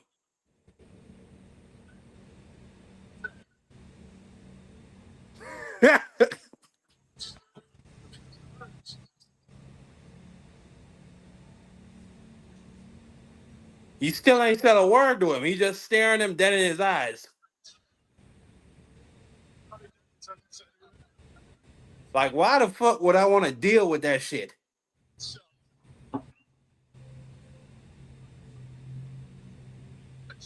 And we can't even see what you're trying to put up to the camera, Pop. But Oh, no, my I fault. just thought that shit was I freaky. mean, he he probably ain't do That shit's shit. freaky as I hell. mean, nigga, he didn't do nothing but just stare at him and then get out in the ring. Man, he probably looking at his son like, man, you disappoint me, man. You ain't no motherfucking Eubank. No, hell nah. That shit was freaky as hell. And that nigga was doing all different type of facial expressions to him. Didn't say a word to him, just kept staring him in his eyes. That's weird. I don't want that. I don't want that type of energy around my work. That's all I'm saying. Especially when probably the first time he worked with Bomac, right? He was able to be free and not have to worry about that type of shit. And beat the shit out of Liam Smith. And then when he went overseas, and the guy he trained with overseas is no slouch. I can't think his fucking name. He one of the top motherfuckers over there. He won both of them fights. Bomac big ass can't even get in the ring. So when it comes to that, hey man, don't be attacking Bomac like that, man. He trainer of the year, man. Cut it out. Gonna get Hey, I Goose attack come up. all of them Goose gonna come equally. up here. T.O. Senior, the trainer of the year too. Go ahead. So when it comes to that, I'm just like, I really got I got Chris Eubank, especially kind of being with none of the the special eggs. Special eggs. Yeah, I don't think he can do anything with that. Organic. Yeah, coming to the May 2nd fight, the May 2nd card, with it's not gonna be accessible to the public. You got Teofimo versus Arnold Barboza, Devin Haney versus Jose Ramirez, Ryan Garcia versus Rolly Romero. How y'all feel? I hope somebody gets put to sleep. Rockabye, baby. Out of all three fights, but who you want to get put to sleep? I want Ryan to get put to bed, and I want T.O. to get put to bed. Damn. Ryan winning that fight, and I'm going for Barbosa. He Anybody probably else? is. Rolly is probably going to get viciously beaten up, but I hope he could just land one of them retarded shots like I usually do. I was getting ready to say you can't count him out though, man, because he got that power. You know what I'm saying? So it is real. His power is real. You know what I'm Yeah, you saying? hit Rolly on the chin, man. That motherfucker going Yeah, night that night. nigga, boy, that nigga chin, woo, his nigga chin like paper and shit. Remember Fuck Yeah, glass, Happy nigga. Easter. that old man was putting the beats on his ass and shit. That nigga Them niggas rolling fought chin. in them niggas fought in May, and he said Happy Easter. Damn, Look, man, beat to that death. nigga, hey, listen, he might, hey, look, you never know when that fight happens, man, with that age shit. I think Conor Ben gonna come in there determined, bro. I got on that May 2nd card. I got every A side winning that fight. I'm not gonna lie. Who? I got Tio winning. I got Devin winning. I got Ryan winning on that May 2nd card. Theo should win the fight regardless, though. You know what I'm saying? That He just got, means I got them winning like every one of them. but I'm going for the How underdog do in that y'all one. feel about T.O. being the undercard, being Only the champion. opener? Yeah, being the opener for a card in his hometown. How do y'all feel about that? I'm okay with it because of his antics. I'm okay with it because of his antics. What That about lets him Ryan know. antics? Hold on. I'll be real with you. Tio's from Brooklyn. Fighting at Times Square, that's Manhattan. If you know, it's totally different. It's only less than an hour away, but you might as well be in a different state. Just be truthfully honest with T.O. agreeing to this shit. He's getting out of boxing purgatory with this fight. So he like be truly honest with you, because you talking shit with your promoter, trying to go to Canelo, trying to go to the Sheik, trying to negotiate while you still on the contract. He getting out of Calling boxing. people with bananas. And Yeah, I, fucking I mean that's the least of his words when it comes to fucking with them damn white folks when it comes to your money. But he definitely dealing with getting out of boxing purgatory. This he should win the fight. I want Devin to win the fight, and Ryan should win his fight. I think Ryan should win by knockout. Devin should win by majority decision. Teofimo should get a stoppage or definitely majority decision. Canelo, I only want to talk about that. Let's talk about what one of the shits T had, because it was kind of like not breaking news, but just something he was talking about. Shushu versus Ray Vargas may be next. How y'all feel about that? Before we get out I'm of with here. it. I'm with it. Shushu though. Shushu. Because Shushu had a great outing. Ray Vargas is already solidified. How do you really feel about that? Because everybody it was a question mark for Shushu until last weekend. I think that's a good fight. I still Yeah. believe Shushu need to get that African dude a rematch, man, because he really lost that one. I mean, but Shushu looking for their belt now, bro. Yeah, but Ray Vargas ain't got no belt. Nope. So fighting the African dude, that's kind of a backtrack because Ray Vargas has a bigger name. So I'm definitely trying to catch that. No, I'm saying that African dude really beat him. You know what I'm saying? You gotta get that. You gotta run that back. Hold on. Oh yeah. Oh shit. Ray Vargas is champion in recess.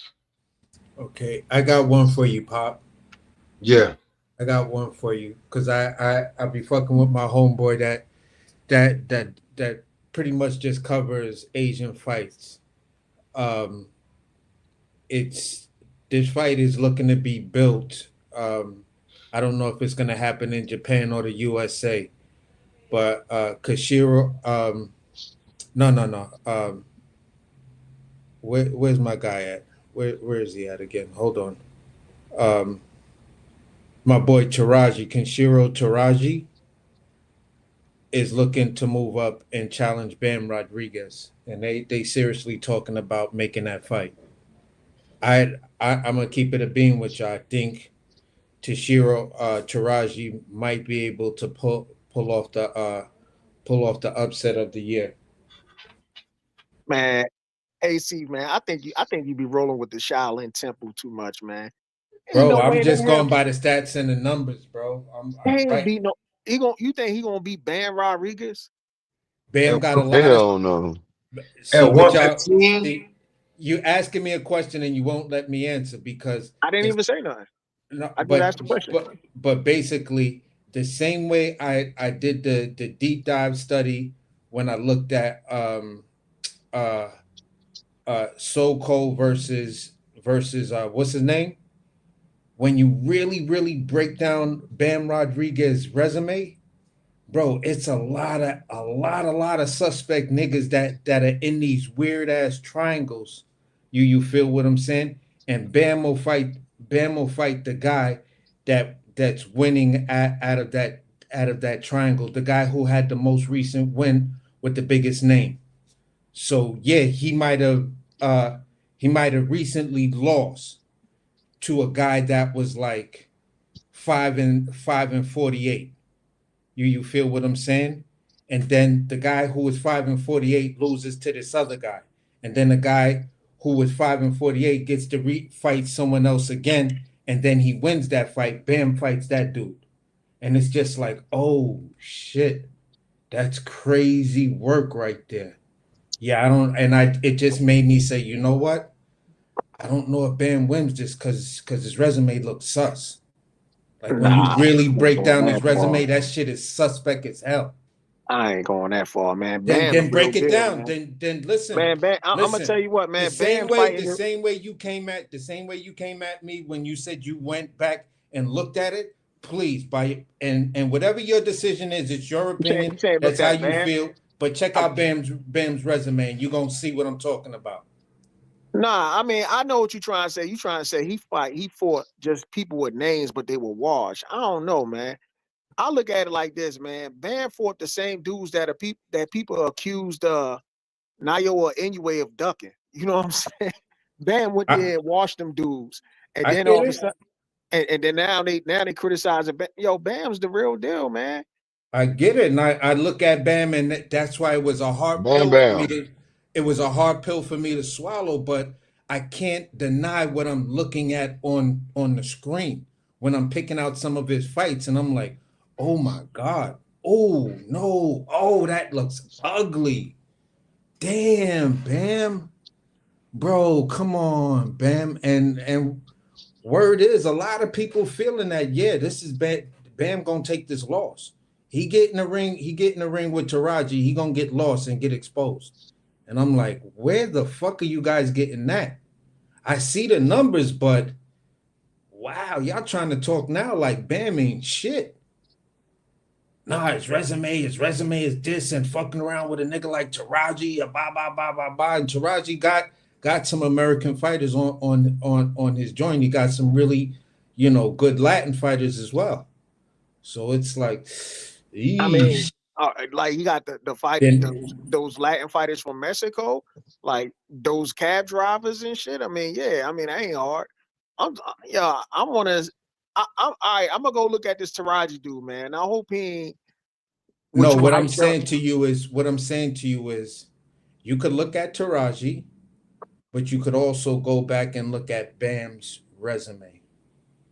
And when you look at his resume, you're gonna see some suspect shit up in there. You feel what I'm saying? I'm trying to find one of the guys right now that I was talking about. You feel what I'm saying? Because the way when you on the glimpse, the way you read it, it's like, yo, it looked like he done fought some heavy competition. But then when you look at these guys that are like 50-5, and then you really break down who they 50-5 against, it's like, whoa. Oh, that's nasty work right there. You 50-5, and most of the fights that you fought are 6 and 8 rounders. You probably you feel what I'm saying? So it gets a little weird, bro. It does get a little weird. I'm just saying, man. Bam got victories over Sarissa Cat, Wadras, and motherfucking the Mexican dude. I forgot his last name.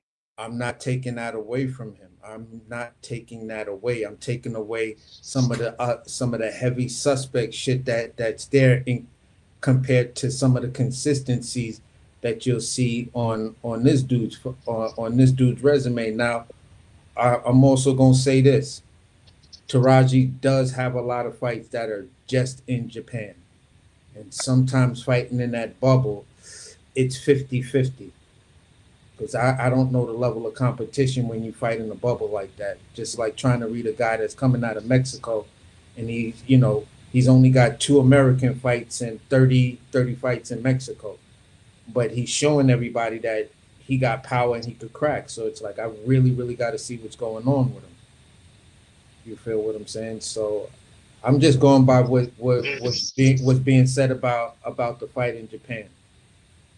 So I feel y'all. I feel because we're more familiar with Bam Rodriguez, familiarity and recent bias is going persuade us, mostly because we saw Bam in an impressive stoppage. You feel what I'm saying? In an impressive stoppage, he owned up a bad performance, then got an impressive stoppage. So, it is what it is.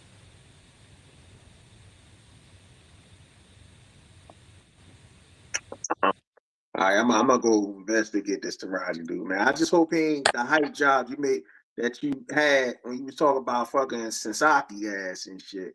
I'm still Hey, listen, I never gave Jen Sasaki a hype job.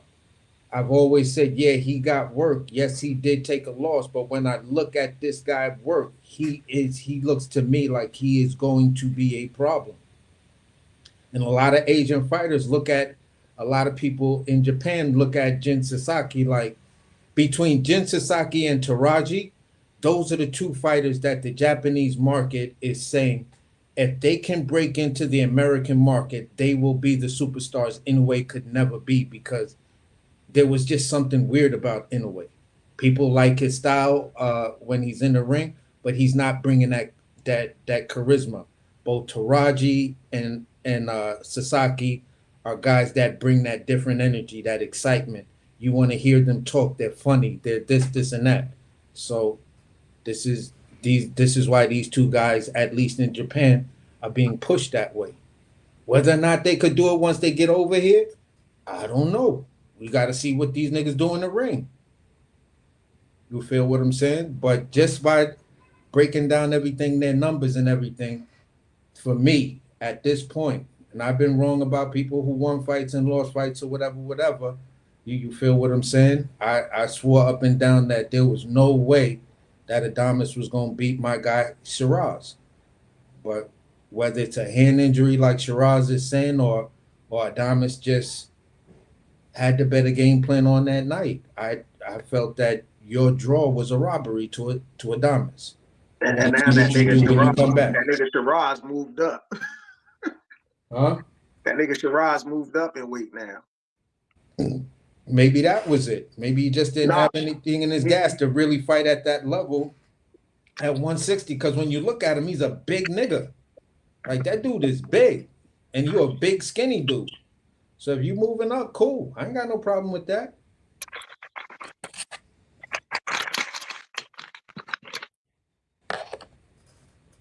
You know what I'm saying? I really ain't got no problem with that. But hey, I just want to be the guy that say, hey, listen, you might want to look at this guy over here. He's showing some promise, and he's showing like he might be doing something. And if I always look at people breaking down everybody's box rec and they shit like that, hey, let's keep it a buck. Let's keep it a buck about what we see. So that's just it for me. That's where I like to stay. And for me, I'm also looking at a lot of what content creators that are covering other parts of the globe.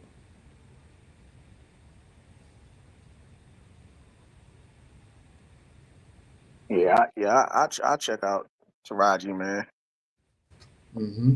If I see a lot of flaws, I ain't gonna take him serious, because I see a lot of dudes coming out of Japan, and they ain't what they advertise. It's like it's only two dudes I see that's really out it. That's Inoue and that other dude. Takahi or whatever the fuck his name is. I think the one that fought in the U.S. a couple of times, the Asian dude. Yeah, I think his name starts with a Taka something. I don't Takami some shit like that. You talking about the dude that's he's at like 140 or 147? No. He's a little dude. He like a weight class under Inoue. Okay. It's the dude that knocked out the one of the Nakatani, you got Nakatani. Takai, you got Takai, Nakatani, and Tatsumi and Nishidi. Now, here's the funny thing: every motherfucking champion at 118 is Japanese. Look at the investment of what ESPN has been, or Top Rank, not ESPN, what Top Rank has been doing in showcasing Japanese fights. They even started showcasing Japanese female fights. So the Japanese market, you feel what I'm saying, is starting to really, really make some noise. And according to Brian Norman Jr., he like, yo, that Japanese bag is looking crazy right now. So they trying to get some viability to it and bring big American names over. Whether or not they'll be able to beat a lot of these big American names, I don't know, but it just seems exciting to me. That's just the way I'm trying to look at it. You feel what I'm saying? Junto is nice too. Junto is another dude, but he Yeah, might fall in that. Nocturnal. Yeah, he might fall in that Inoue category because outside the ring, Junto doesn't do a lot of interviews and he's not really that vocal. What the fuck is this dude's name? So I think it's like a little Filipino dude with glasses and shit like that that's always covering these Asian fights and shit like that. I forgot the name of his channel and shit, but I've been watching him for like years. And he used to cover some Spanish fighters, and then he just went to the Asian market, and I guess that's where he found his niche. Because he's like always in Japan. Sometimes you'll see him in Korea. You just Filipino guy? I think he's Filipino. He looks Filipino to me. Where's he from? He's from the U.S. He's from the U.S., but he has a boxing channel. What the fuck is this? I mean, I know a Puerto Rican dude that be covering the Asian market. That's fucking Daniel. I forgot his name. His channel. Nah, his name is definitely not Daniel. It's boxing something, but you know, he does a in my opinion, he does one of the best jobs out of all the people that I do see cover Asian boxing. Like he's at the fights, he's in the gyms, he brings translators and shit like that. He's been, if I'm correct, it might be Sean Tizelli. He's been partnering up with him. They've been co-hosting and doing fight calls and shit. The little dude that be sitting right next to Sean Tizel when they do fight calls. Is any of that ringing a bell to you? Nah. It's like I said, I know a Puerto Rican dude. I forgot the name of his channel. That's always covering the Asian market. He used to be making joints. He used to troll the shit out of Canelo. But now he does the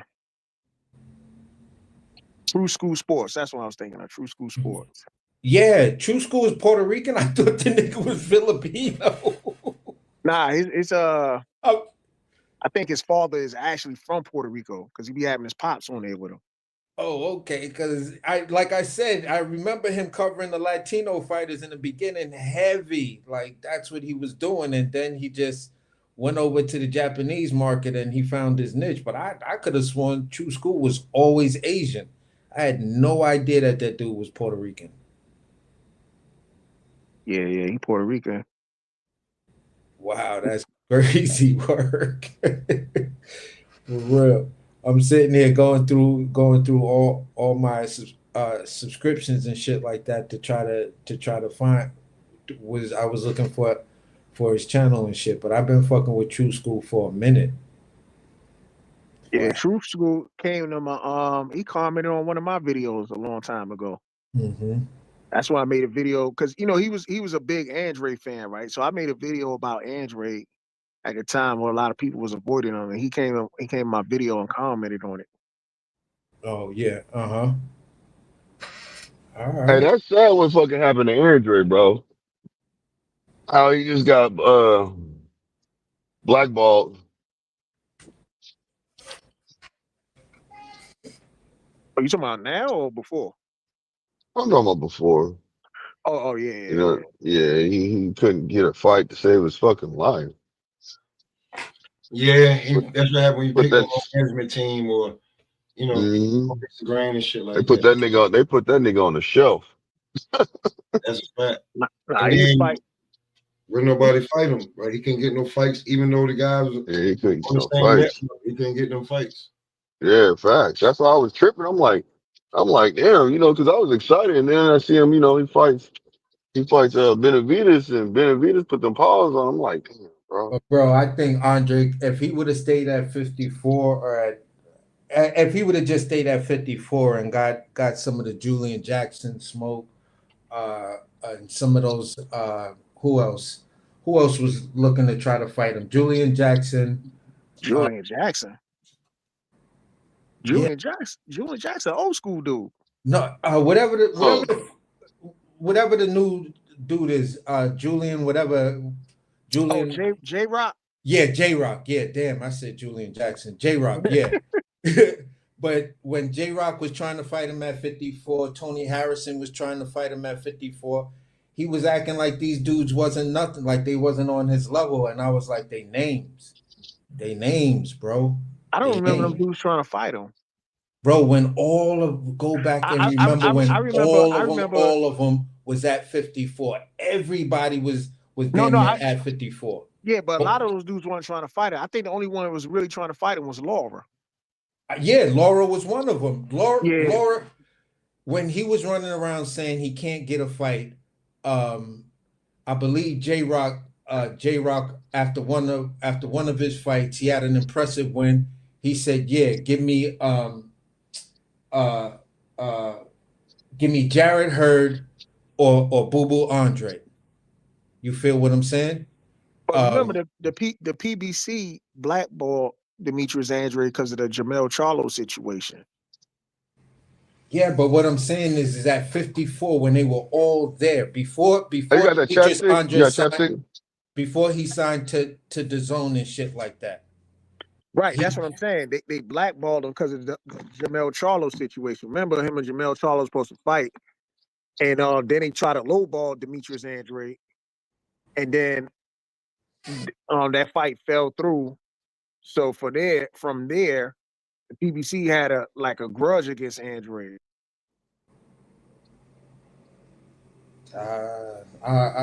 Maybe so. I'm a little foggy on that, so I don't want to try to debate it and say some goofy shit. But I just always felt like, some of the other fights that seemed like they could have been made, you just kind of shrugged those names off like they weren't big enough names for you. Like, nah, I'm only going after the big fights and the biggest names, and you feel what I'm saying? So I guess for some people they could say, nah, he was trying to fight Charlo, he was trying to do this, but I was like, yeah, but those are still good names because everybody was undefeated at that point. No, he been drinking like a motherfucker. Did you smell that? Damn.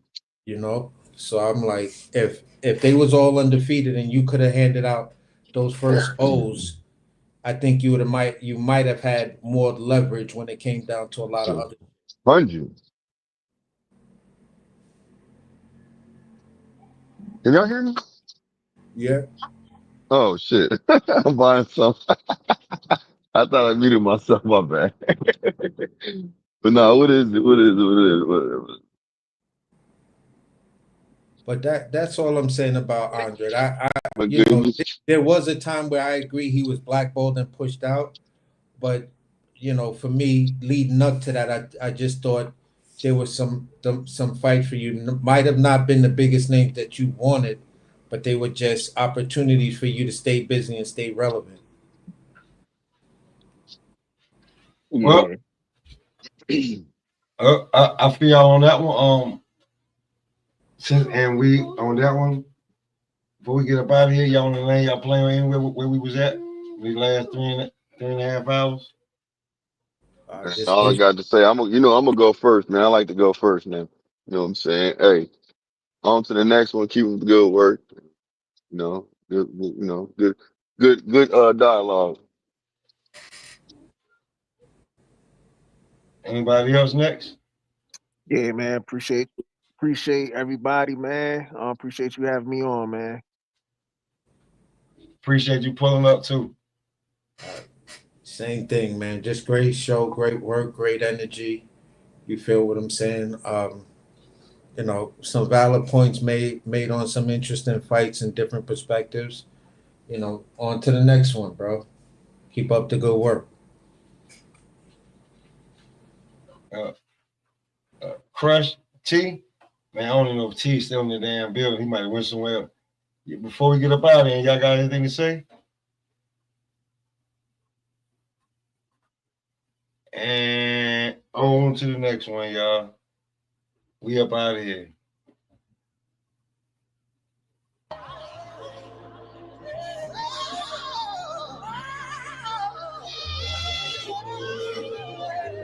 What?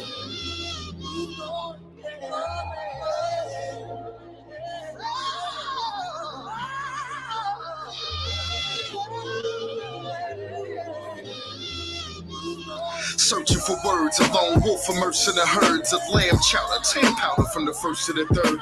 The manpower when the merchants are served would only wait and flood them with gram showers when the thirsts emerge. Just like I'm here to live my life as a sin. I'm only human in class, the only student, so I'm writing within. No need for pen, no need for piece of paper. I need to win, I need to weed and vapor. Leaf flouted in Anita Baker. Annihilation after hibernation. Hunger pains after the gyrations, praying under condensation. The thunder came amongst the sod of Satan. The sun is changing and the flies blazing patient and my time is racing. And I rely on intuition, but we stand in the demand and our supply is insufficient. What we do, expand the grams and cut the ties within the vision. Whatever, hand in hand, split it to prize and was the mission. There's a jungle in the streets outside, no man is safe. There were hundreds of police outside, we can't escape, we dying. Can't relate, but we try it and can't erase. Forgive and not forgive, that we strive and stand with faith, but it's hard. I write my life in every single song. If you relate, then you can sing along. Strive and stand with faith, but it's hard. I write my life in every single song. If you relate, then you can sing along. Oh my God. You see that Jonesy motherfucker that just ran out of here? That's real paper right there. That's real clientele. Try 800. Something wrong with your shoulders or something.